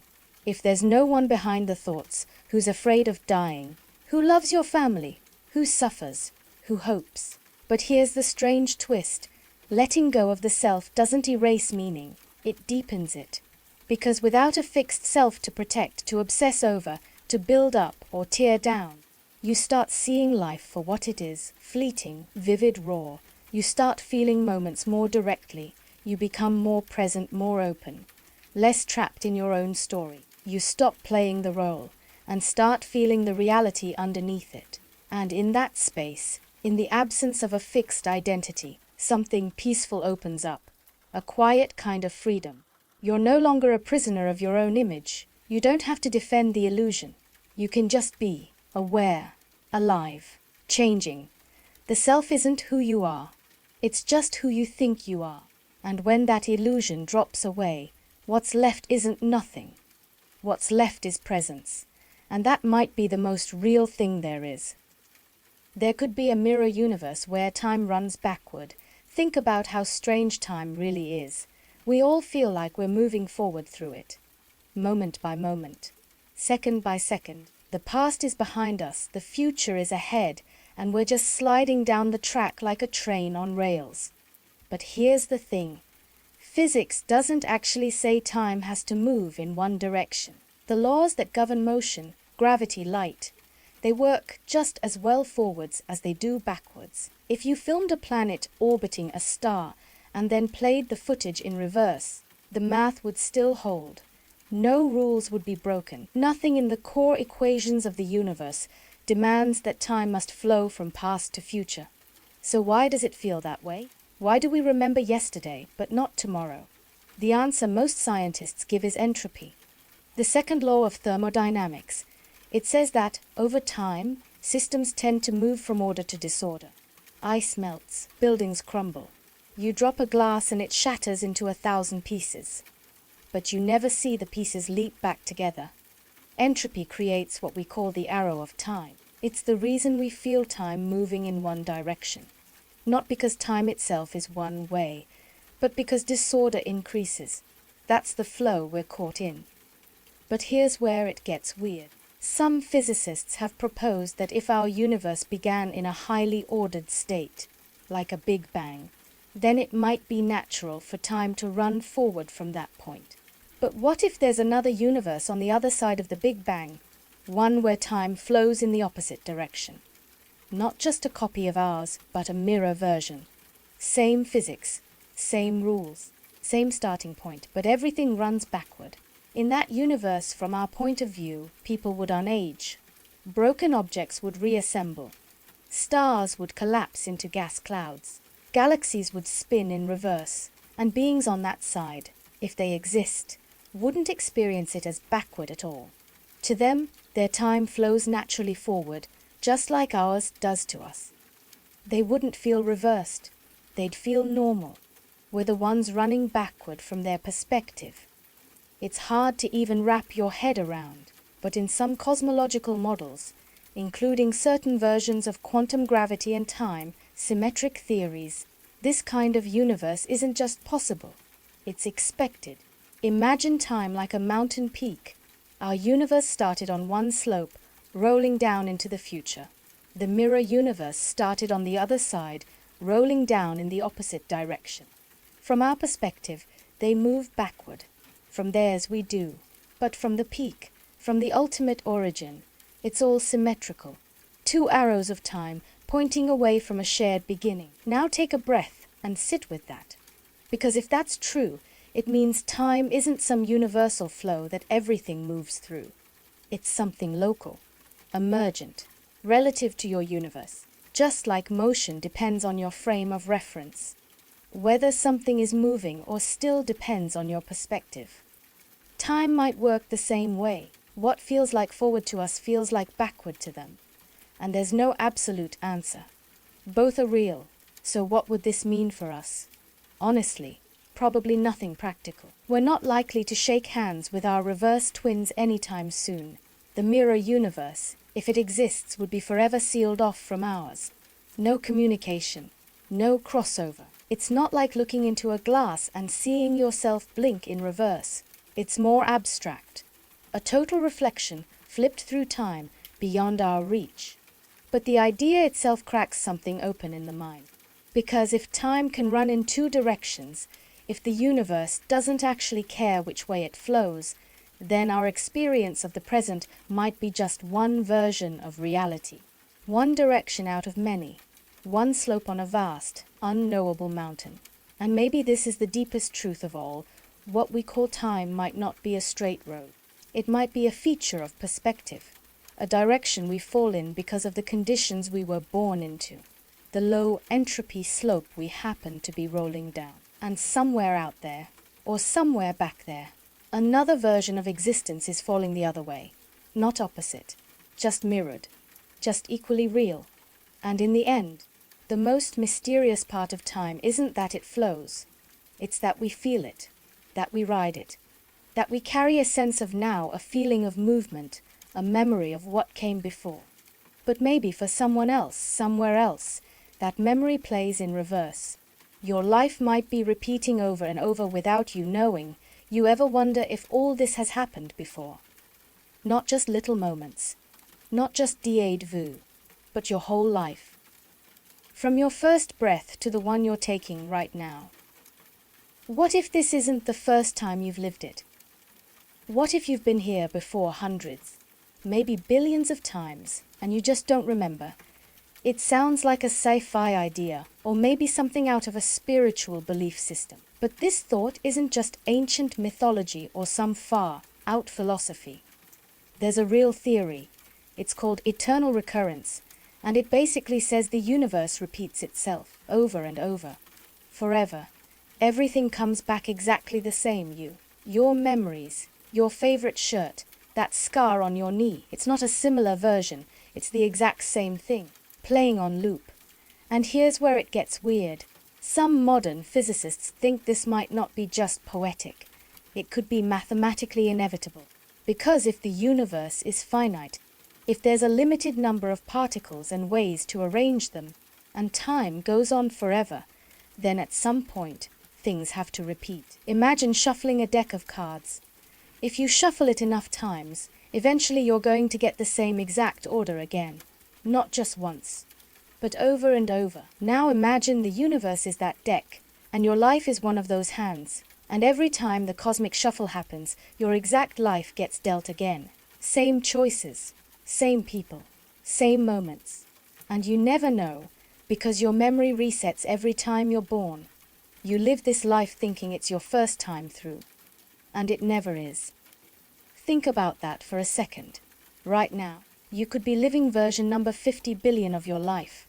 This exact day, this exact moment, the sound of your breathing, the thoughts moving across your mind. All of it could be a recording playing for the trillionth time, and there's no way to prove otherwise. You might be thinking, well, that's terrifying. If I have no free will, if everything is predetermined and just repeating, what's the point? But flip it. What if that means every second matters more than you thought? Because if this moment is eternal, if it's looping forever, then how you live it echoes infinitely. That tiny kindness, that split decision, that act of courage you almost didn't take, they don't disappear. They repeat, over and over, forever. There's something both crushing and beautiful about that. It means you're not just some meaningless flicker in a cold, random universe. You're the main character of a story that never stops being told. And whether it's being told once or forever, it's still your story. Here's where the idea really hits deep. There's no big sign when you're repeating. You don't get visions. You don't get clues. You just live. Because it all feels new every time. But deep down, maybe that's why people feel drawn to certain places, or feel oddly familiar with strangers. Maybe it's a faint residue from a life you've already lived. Again and again. And then there's the heavier question. If you really are repeating this life endlessly, would you change anything? Would you treat people differently? Would you take more chances? Or stop wasting time on things you already know never mattered? Because this might be the only life you ever get. But you might get it an infinite number of times. Same heartbreaks, same regrets, same missed opportunities. Unless you do something different. Right now. See, that's the secret behind the theory. Whether or not it's true in a literal, cosmic sense doesn't even matter. It still forces you to ask the hardest question. If I had to live this exact life again and again, would I be proud of it? Most people don't ask that. They assume they've got time, or they hope for something better later. But if this is it, if this is the only script that gets run, then suddenly, every moment becomes sacred. Every decision is permanent, because it's not a one-time thing. It's your forever. And the scariest part is you'll never know. You'll wake up tomorrow like you always do, just like you did last time, and the time before that, walking through your story like it's the first time, when really it's just the latest replay. So if that's true, you better make it count, because even if the universe is hitting repeat forever, you still have this chance. This exact one, to do it right, or do it differently, or maybe just do it awake. And maybe that's all you ever needed to do. We might be living in the past of a future civilization's history sim. You ever get that feeling that everything around you is a little too specific? Like the world is just detailed enough to feel real, but not so detailed that it becomes overwhelming, as if it was built that way on purpose.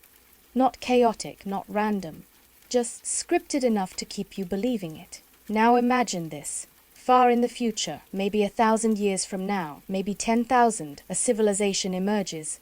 One so advanced, so far beyond anything we understand, that it treats reality like software.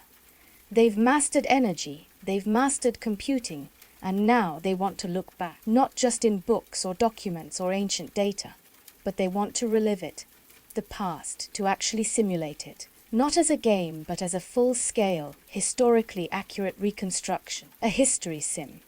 Not with characters, not with actors, but with fully conscious digital minds. Ones that don't know they're simulations, ones that think they're real, ones like you. Because if a civilization becomes that advanced, if they reach the level where they can simulate entire timelines, entire worlds, entire conscious experiences, why wouldn't they? Why wouldn't they study history by rebuilding it? Why just read about the 21st century when you can dive into it, live in it? Watch how it unfolds from the inside.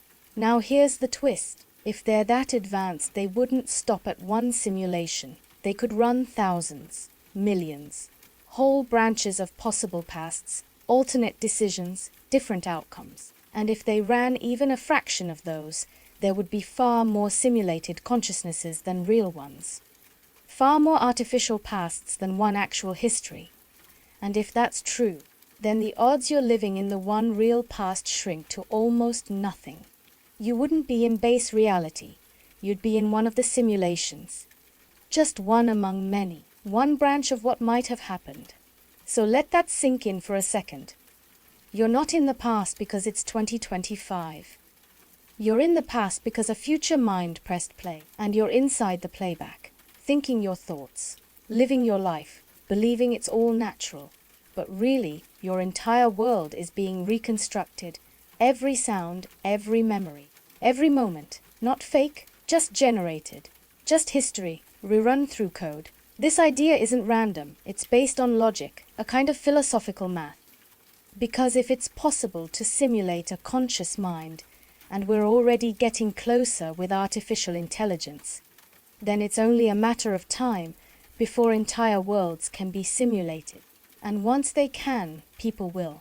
Out of curiosity, out of science, maybe even out of boredom. And here's the part that stings. There would be no way for you to know. Think about it. You wake up, you feel, you think, you see the sky, the people, the ground beneath your feet. It's all consistent. It obeys physics. You remember a past. You imagine a future. But none of that proves you're in base reality. Because a good enough simulation would feel exactly the same. Your memories could be preloaded. Your world could be rendered as you move through it. The gaps outside your vision don't need to exist until you turn your head. And as long as the rules hold, you won't question it. It's like a dream you can't wake up from because you were born inside it. And maybe the purpose of that simulation is nothing more than observation. Maybe some future researcher is watching you make choices, tracking how societies evolved, how we handled our technology, how we crumbled or thrived. And from your side, you'll never see the glass. It feels strange at first, unsettling. But think about it. If you were in a history sim, would it make your life less real, less meaningful? You'd still feel pain, still fall in love, still create, dream, grow. Everything would still matter to you. And maybe that's all that counts. You are the story, not the author. And in some strange way, that gives you freedom. Because if your life is part of a simulation designed to study humanity, then being human is the whole point. Every fear, every joy, every hard choice, it's all part of what they came back to understand. You're not a glitch. You're the data. You're the experience they wanted to witness. And that makes you sacred. It also raises a strange question. What happens when the simulation ends? Do you vanish? Do you reset? Or do you continue in some other form? Is death just the closing of one tab in a lab full of windows? Or is it the start of another layer, another run? No one knows. That's the nature of the idea. But one thing is certain. If this world is a simulation of a distant past, it means you are living inside someone else's memory. Not just remembered, re-experienced, in full color, in full depth. And you're giving that memory its meaning right now. Your ordinary life might be the most valuable record in the universe. And every breath you take is part of something far bigger than you ever imagined. You're not lost in time. You are time rewritten, and someone in the future is watching you live it. Every choice you didn't make might still exist in a branching universe. You make a choice, simple, small, whatever. You decide to wear blue instead of black. You say yes instead of no. You leave 5 minutes later than usual, and life keeps moving like it always does. You go on believing that was it, one path, one timeline, one version of reality shaped by the choices you did make. But what if that's not true? What if every time you make a decision, every time you choose one thing over another, reality doesn't collapse into one outcome, it splits. Every choice creates a fork, and both paths exist, not metaphorically, literally, in their own full, independent, ever-branching universes. There's a version of you that did wear black today, one that never left the house, one that made that phone call, one that didn't. And each of those versions is just as real as the one you're living right now. You just can't see them, you can't feel them, because they split off the moment the decision was made. This is the idea behind the many worlds' interpretation of quantum mechanics. It's not science fiction. It's one of the real, serious answers to one of physics' biggest questions: what happens when a quantum event has multiple possible outcomes? Like an electron going left or right, or a particle spinning up or down. In traditional physics, we'd say the outcome is random. One thing happens, the other doesn't. But in many worlds, both outcomes happen. Just not in the same universe. The universe branches. One copy of reality goes left, another goes right. Now apply that to people, to you, to every moment of your life. Every fork, every hesitation, every what if. All of it splits reality into more versions, one for each possible outcome. You move forward in one of them, but all the others keep going too, just without you. You never know what happens to them. You never meet the versions of yourself who made the other choice. But they're out there, somewhere.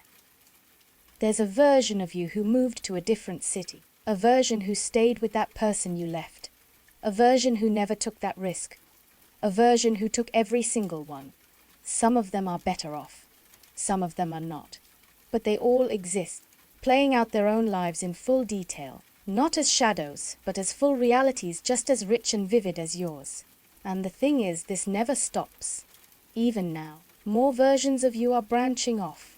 One where you pause this video, one where you keep listening, one where you save it for later. Each moment contains infinite outcomes. And every time you choose one, the rest don't vanish. They spin off, carried forward by their own momentum, in their own direction. It's kind of overwhelming when you really feel it. Like you're standing at the center of an infinite tree, and every step you take is another branch. And the tree never ends. It just keeps growing, endlessly splitting, endlessly multiplying. But it's not just about the weight of possibility.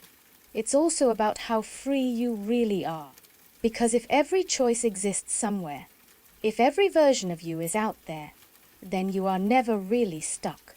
The version of you who becomes braver, more creative, more curious, that version exists. You can reach it, not by jumping to another universe, but by becoming the version of yourself you want to be, right here, in this one.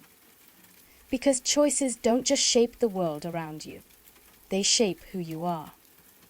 And even though you can't see the other versions, they're still connected to you, all part of the same original you, like echoes split and scattered across the multiverse, but all real, all possible. It also makes regret feel different. Think of all the things you didn't do, the people you didn't call, the risks you didn't take, the dreams you put away. In some version of reality you did. That life played out. That person lived fully in that direction. And while you can't go back, you can still take the next step. Still make the next move that brings you closer to a version of yourself that feels more true.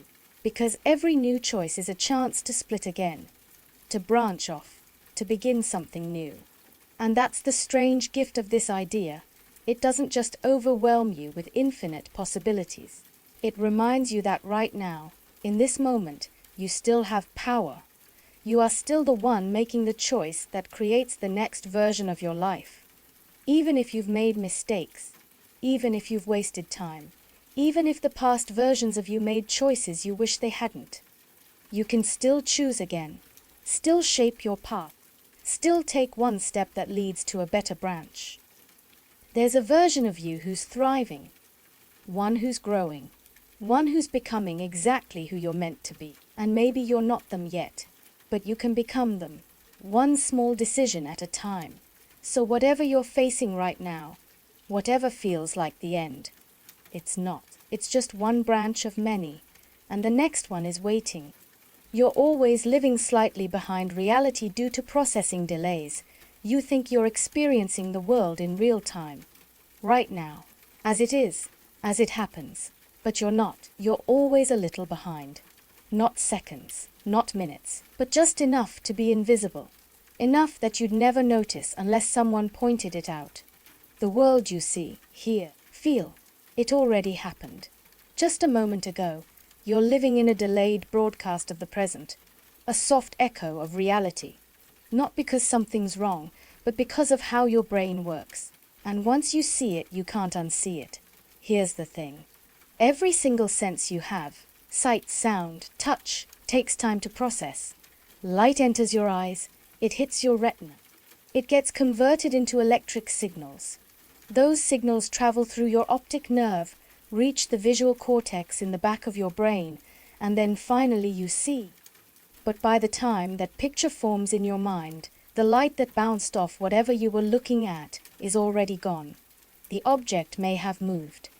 The world may have changed, but your brain's just now getting the update. And it gets weirder. The brain doesn't wait for all your senses to report in. It has to synchronize them, line them up. Sound travels slower than light, so when you hear a clap of thunder after lightning, it makes sense. But what about sounds and visuals that arrive almost together, like someone clapping their hands nearby? Your brain has to fudge it. It waits. Just a tiny bit. It holds onto the faster signal, like vision, and delays it slightly until the slower one, like sound, catches up. Then it stitches them together and presents a smooth version of reality. One where it all seems perfectly synced. But that waiting, that stitching, that processing, it costs time. And that time adds up. So by the time you see a glass shatter, or hear your name called, or feel your hand touch a surface, you're already in the past. Maybe just by a few hundred milliseconds, maybe less. But still not now, never now, always just behind it. And it's not just sensory stuff, even decisions have lag. Scientists ran a wild experiment where they asked people to press a button whenever they felt like it. Just a spontaneous action. But here's the twist. While people were deciding when to move, researchers were monitoring their brain activity, and they found something strange. The brain showed signs of preparing to move almost a full second before the person was consciously aware they were going to do it. Your brain knew before you did. The decision happened underneath consciousness. And only after the brain made its move did your awareness catch up. Think about that. You feel like the author of your actions. But what if you're just the narrator? Reading the lines your brain already wrote, half a second ago. A second ago. Always just slightly behind the actual moment things happen. It's like you're watching the movie of your life, but there's a tiny delay between the projector and the screen. Not enough to ruin the story, but enough to raise a question. Are you living life or reviewing it? Now, to be clear, this delay isn't a flaw. It's necessary. It gives you a stable, coherent world to move through. Without it, reality would be chaos. A jumble of unsynced noise and random images. You'd never know what happened first. You wouldn't be able to tell where your body ends and the world begins. Your brain needs that delay to make sense of things, to piece the story together.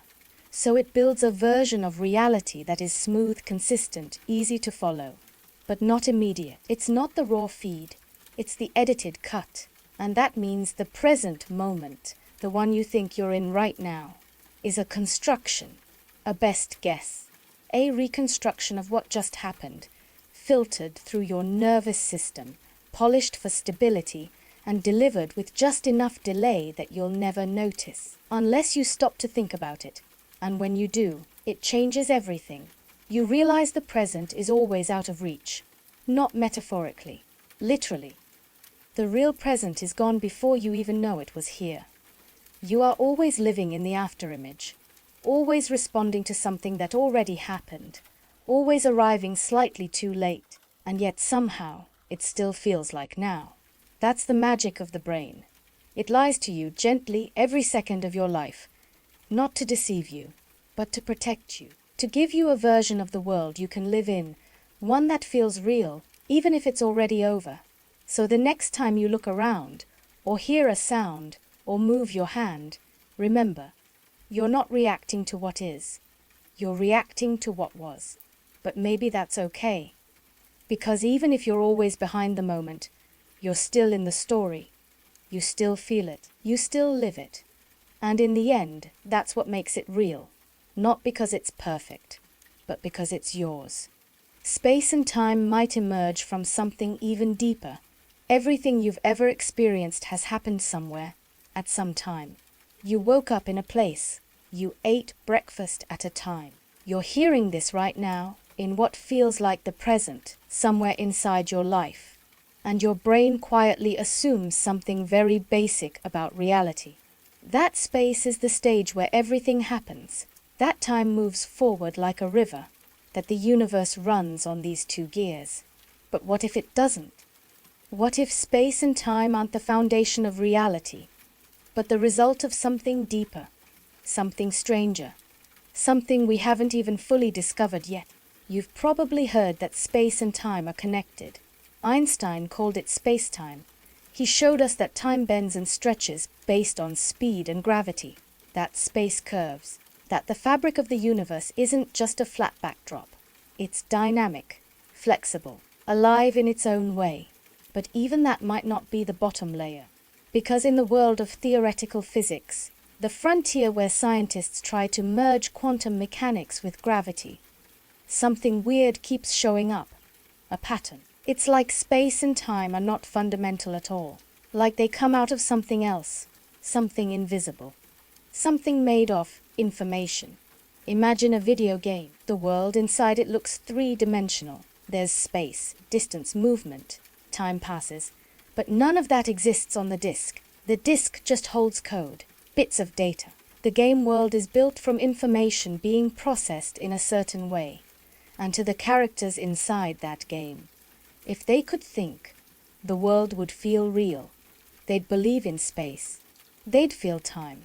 But the true reality, the one they can't see, is code. Now take that same idea and zoom out to the universe. Physicists are starting to think that space and time might be like that too. Not real in themselves, but emergent, meaning they come into being from something deeper. Just like temperature is not a single thing, but the average motion of trillions of particles, space and time might be emergent properties of a deeper layer of reality we don't normally perceive. One of the most fascinating clues comes from black holes. Black holes shouldn't make sense. According to our current laws of physics, if you drop information into one, say, a particle, or even a spaceship, that information gets destroyed. But quantum mechanics says information can't be destroyed, ever. So where does it go? Scientists started to notice something strange. The information about what falls into a black hole might not be lost at all. It might get stored on the surface of the black hole, the event horizon, kind of like a hard drive storing data. But here's the twist. The amount of information that fits doesn't scale with the volume of the black hole. It scales with its surface area. And that was weird. Because in our day-to-day lives, we expect more space to mean more stuff. More room means more volume. But black holes don't play by that rule. It's like the true information content of reality is two-dimensional, and what we think of as three-dimensional space is just a projection. This led to the holographic principle, the idea that our universe, everything we see and touch and move through, might be like a hologram, a dimensional illusion arising from information encoded on a distant, lower dimensional surface. It sounds like science fiction, but it's one of the most serious ideas in modern physics, and it opens up something even stranger, because if space isn't fundamental, then neither is time. Time might be a side effect, a useful illusion created by the way information flows, like frames in a film, still images, playing fast enough that your brain sees motion. But at the deepest level, maybe nothing moves, maybe everything just exists, already, and what you experience as time passing is just you scrolling through the data. If this is true, then the universe we know, with stars, galaxies, and lives unfolding, is not the core of reality, it's the surface, a pattern, a dance of information emerging into space and time only when it's viewed from the right perspective. That changes everything. It means the universe doesn't happen in space. It happens from it. It means time isn't ticking by. It's being rendered. It means the most real parts of existence might be the ones we can't see at all. The ones behind the curtain, beneath the stage, beyond the senses. You're not walking through space. You're moving through information. You're not watching time pass. You are the passage of time, created by the way your consciousness threads itself through the pattern. And even though you feel small inside this vast universe, maybe the deeper reality is not far away or out of reach. Maybe it's right here, underneath everything, all the time. You just have to look past the surface. What you see isn't what's there. It's what helped our ancestors survive. You probably think you see the world as it is. Not perfectly, but close enough. You open your eyes. Light hits your retina and boom, there's reality. You're just observing it, right? Except you're not. You're not seeing the world as it is. You're seeing a version of it that helped your ancestors survive. Not the truth, just what was useful. What kept their hearts beating long enough to pass on their genes? And that's a very different thing. Think about it. Evolution doesn't care about truth. It doesn't care if you see reality accurately. It only cares if you live long enough to reproduce. That's it. That's the entire goal. So if seeing something incorrectly helped your ancestors survive, that's the version of reality you inherited. Not the full picture, just the version that worked. There's a professor named Donald Hoffman who ran simulations on this idea. He created little digital creatures with different visual systems. Some saw the world accurately. Others didn't. They saw symbols, shortcuts, simplified versions of what was actually there. Guess which ones survived? Not the accurate ones. The ones that saw the world truthfully died out. The survivors were the ones who ignored reality and focused only on what mattered for survival. Like not seeing the exact chemical composition of a fruit, just seeing that it's red and ripe. Not calculating exact depth and volume, just noticing it's a safe place to hide. And that's what we are. We're the descendants of the good enough.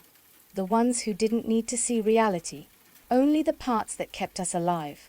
And over time, our brains evolved to strip out everything unnecessary, to give us a version of the world that's not accurate, just adaptive. Look at your phone screen. It's colorful, tappable, easy to use. But underneath, it's just billions of electrons moving through circuits. You never see that. And you don't want to. That would make using it impossible. Your perception is a user interface. Reality is the code. You get icons, not the wiring behind them. And that's not a flaw. That's the point. If you had to see the real world, all the atoms, all the energy, all the invisible forces, you'd be overwhelmed. You wouldn't survive. Your brain filters it down, builds a simplified version, gives you a dashboard with just the buttons you need to get through the day. That tree, it's not really green and still. It's a hurricane of atoms, but you don't need to know that. You just need to know it's not dangerous. So your brain shows you a peaceful green object. That's enough. Even color itself doesn't exist out there. There's no such thing as red or blue in the universe. Just wavelengths of light. Your brain interprets those and paints a picture for you. You don't see what is. You see a simulation your brain creates in real time, based on what it thinks will help you survive and function. Same with sound. Your ears are picking up pressure waves, but you don't hear pressure waves. You hear music, voices, birds, meaning. Your brain transforms the raw data into something useful, and that transformation always comes with a cost. You lose accuracy. You gain simplicity, but here's where it gets even weirder. If your perception is shaped by evolution, not truth, then everything you experience is suspect. Your ideas of space, of objects, even time itself, they might just be convenient fictions your brain built to help you survive in a specific environment. You don't see atoms. You see chairs. You don't see electromagnetic fields. You see light. You don't sense the true chaos of the universe. You see order, structure, meaning. Because that's what helped a nervous system like yours navigate the dangers of the wild. Eat, hide, mate, repeat. And maybe now we've outgrown that filter. Maybe we're at the point where we can ask deeper questions. Like, what's actually out there? If your entire life is spent inside a carefully crafted illusion, an illusion built not to deceive you maliciously, but to keep you alive, then waking up to that can be disorienting. You start to wonder, how much of what I believe is based on survival, not truth? Maybe the limits you feel aren't real. Maybe the world you think is solid and fixed is just one version of many. Maybe your brain's filter is blocking out more than it shows. Maybe reality isn't smaller than you thought. It's bigger, way bigger. But your interface just can't show it. You were never meant to see the whole thing, just the parts that kept you breathing. But now you're here, you're questioning, you're peeling back the interface, and you're starting to see, maybe what you've called reality your whole life was only the beginning. The entire universe might be a quantum probability field until observed. Let's pull back everything you think you know about the universe. No planets, no stars, no objects. Not even you sitting there listening. Just pure raw existence at its most basic level. What you'd find is not a solid, stable reality, not something fixed or concrete, a churning, unpredictable sea of quantum possibilities. Not things, not matter, just probabilities, fields of energy and uncertainty. At the heart of quantum physics is something so bizarre it breaks every rule we instinctively believe about how the world works. We're used to thinking of stuff as being somewhere, doing something, existing in one way or another. But in the quantum world, things aren't like that. A single electron isn't in one place until you look at it, until you measure it. Until then, it exists in a state of superposition, meaning it's in all possible positions at once. It's not here or there. It's everywhere it could be. It's not because we don't know. It's not a lack of information. It's that the electron literally hasn't decided. Reality hasn't decided. It exists as a wave of probability, a kind of mathematical ghost, and only when you observe it does it snap into a specific form. Now, think about what that actually means. Before anything is observed, anything at all, it's not fixed. It's a cloud of outcomes. The act of observing it is what collapses that cloud into a single event. One thing happens, one version becomes real. So then the question hits you. What if this doesn't just apply to tiny particles? What if this isn't just some microscopic quirk buried deep in physics textbooks? What if the entire universe works like this? What if, underneath everything you've ever touched, tasted, loved, hated, underneath that is not a solid foundation, but a probability field, an infinite realm of maybes, and the only reason anything appears real is because it's been observed? This is not just a metaphor. This is the conversation physicists have been having for nearly 100 years. Even Einstein hated it. He once said God does not play dice with the universe. He couldn't accept that reality might depend on something so random, so slippery. But the math kept saying it. The experiments kept proving it. And today, we know, quantum mechanics works. It's real. It governs everything. So what if the universe itself started as a quantum probability field? No matter, no space, no time, just potential. And slowly through observation, through measurement, that potential became actual. The wave function collapsed. Reality solidified. The world you now walk through formed out of that haze. But then you wonder, observed by who? And that's where it gets truly strange. Does something need to be watched by a conscious observer to become real? Or can anything that interacts with it count? Does a camera observing a particle collapse the wave function? Does the universe observing itself count as measurement? Is the act of reality interacting with itself the spark that makes the fog become form? Some interpretations of quantum mechanics say yes, others say consciousness plays a role, and some go even further, suggesting that the entire universe might be entangled with itself in a kind of cosmic observation loop, where everything is watching everything else, and that dance of observation is what generates the structure of existence. That means you're not just living in reality, you're helping create it.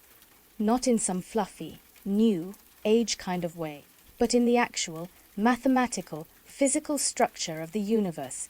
Every time you observe something, measure something, collapse a quantum field, you're narrowing the infinite down to the specific. You're bringing a possibility into form. You're collapsing the haze into the world you know. That also means there are infinite other versions of what could have happened. Other particles that landed in different spots. Other choices. Other realities that stayed unchosen. The wave collapsed one way, but it could have gone 1,000 other directions. And maybe in some parallel field it did. This paints a picture of reality that's not hard or fixed, but alive, interactive, a universe that's less like a machine and more like a conversation, a flow, a field of questions being answered moment by observation, interaction, entanglement. The universe might not be a thing that exists on its own. It might be something that emerges through relationships, through awareness, through measurement. And when you open your eyes in the morning, when you look at a cup, a tree, a friend, you're not just receiving the world, you're shaping it.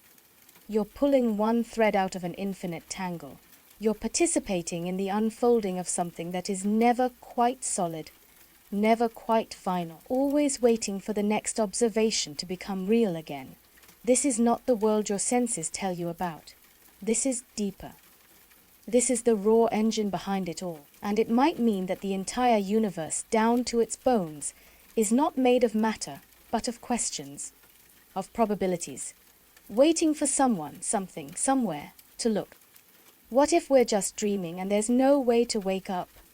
Have you ever had a dream so real, so detailed, so convincing that for a moment you had absolutely no idea you were asleep?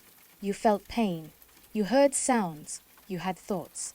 You believed you were awake, until suddenly you weren't. You snapped out of it, and everything you were just experiencing vanished. Now here's the terrifying part. What if that exact same thing is happening right now, but in reverse? What if this, everything around you, everything you're feeling, isn't real? Not because it's fake in some obvious way. Not because you're hallucinating or losing your mind, but because you're dreaming. Deep inside a dream so immersive that it's completely swallowed your sense of reality. A dream that started before you could even question it. One you've never woken up from. It sounds ridiculous, right? But only because you're used to calling this life. You're used to the rules here. Gravity, memory, time, identity. But dreams have rules too. And in a dream, those rules feel just as solid while you're in them. Think about the last dream you remember. While it was happening, it didn't feel like a dream. It felt like reality. You ran. You spoke. You believed. You might have felt embarrassed or scared or in love. All of it felt real. And yet none of it existed. Not the people. Not the places. Not even you, in the way you thought. So how do you know this isn't the same thing? You might say, well, this is different. This has consistency, logic, history. You remember yesterday. You remember being a child. You have bills, routines, language. That must make this real. But no, that just makes it coherent. Dreams can be coherent too. Lucid dreamers have described entire dream worlds that last years inside a single night of sleep, places with backstories, cultures, emotions so deep they cry when they leave. Your brain is perfectly capable of building vast, believable realities that obey internal rules. It's done it before. It might be doing it right now. There's this idea called the continuity illusion. It's how your brain fills in the gaps to keep your sense of self and story intact. You don't remember every detail of every moment. You just remember enough to feel like things have flowed smoothly. Your brain patches the rest.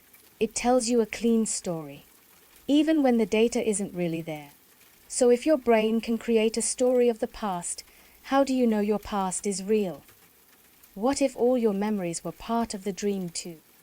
What if everything you think you've lived through was planted as background information the moment the dream began? You wouldn't know the difference. You'd feel just as convinced of your childhood, your identity, your friends, because they feel real to you now. But so did that dream where you swore you were falling. So did that dream where you were someone else entirely. And here's the scariest part. There might not be a way to tell. There's no test you can run from inside a dream that proves it's a dream. Because every test, every tool, every logical step is still part of the dream. You can't step outside it to check. You're locked inside the illusion, just like you are now. And if that's true, then what happens if there is no waking up? What if this isn't a dream you snap out of, but one you stay inside forever?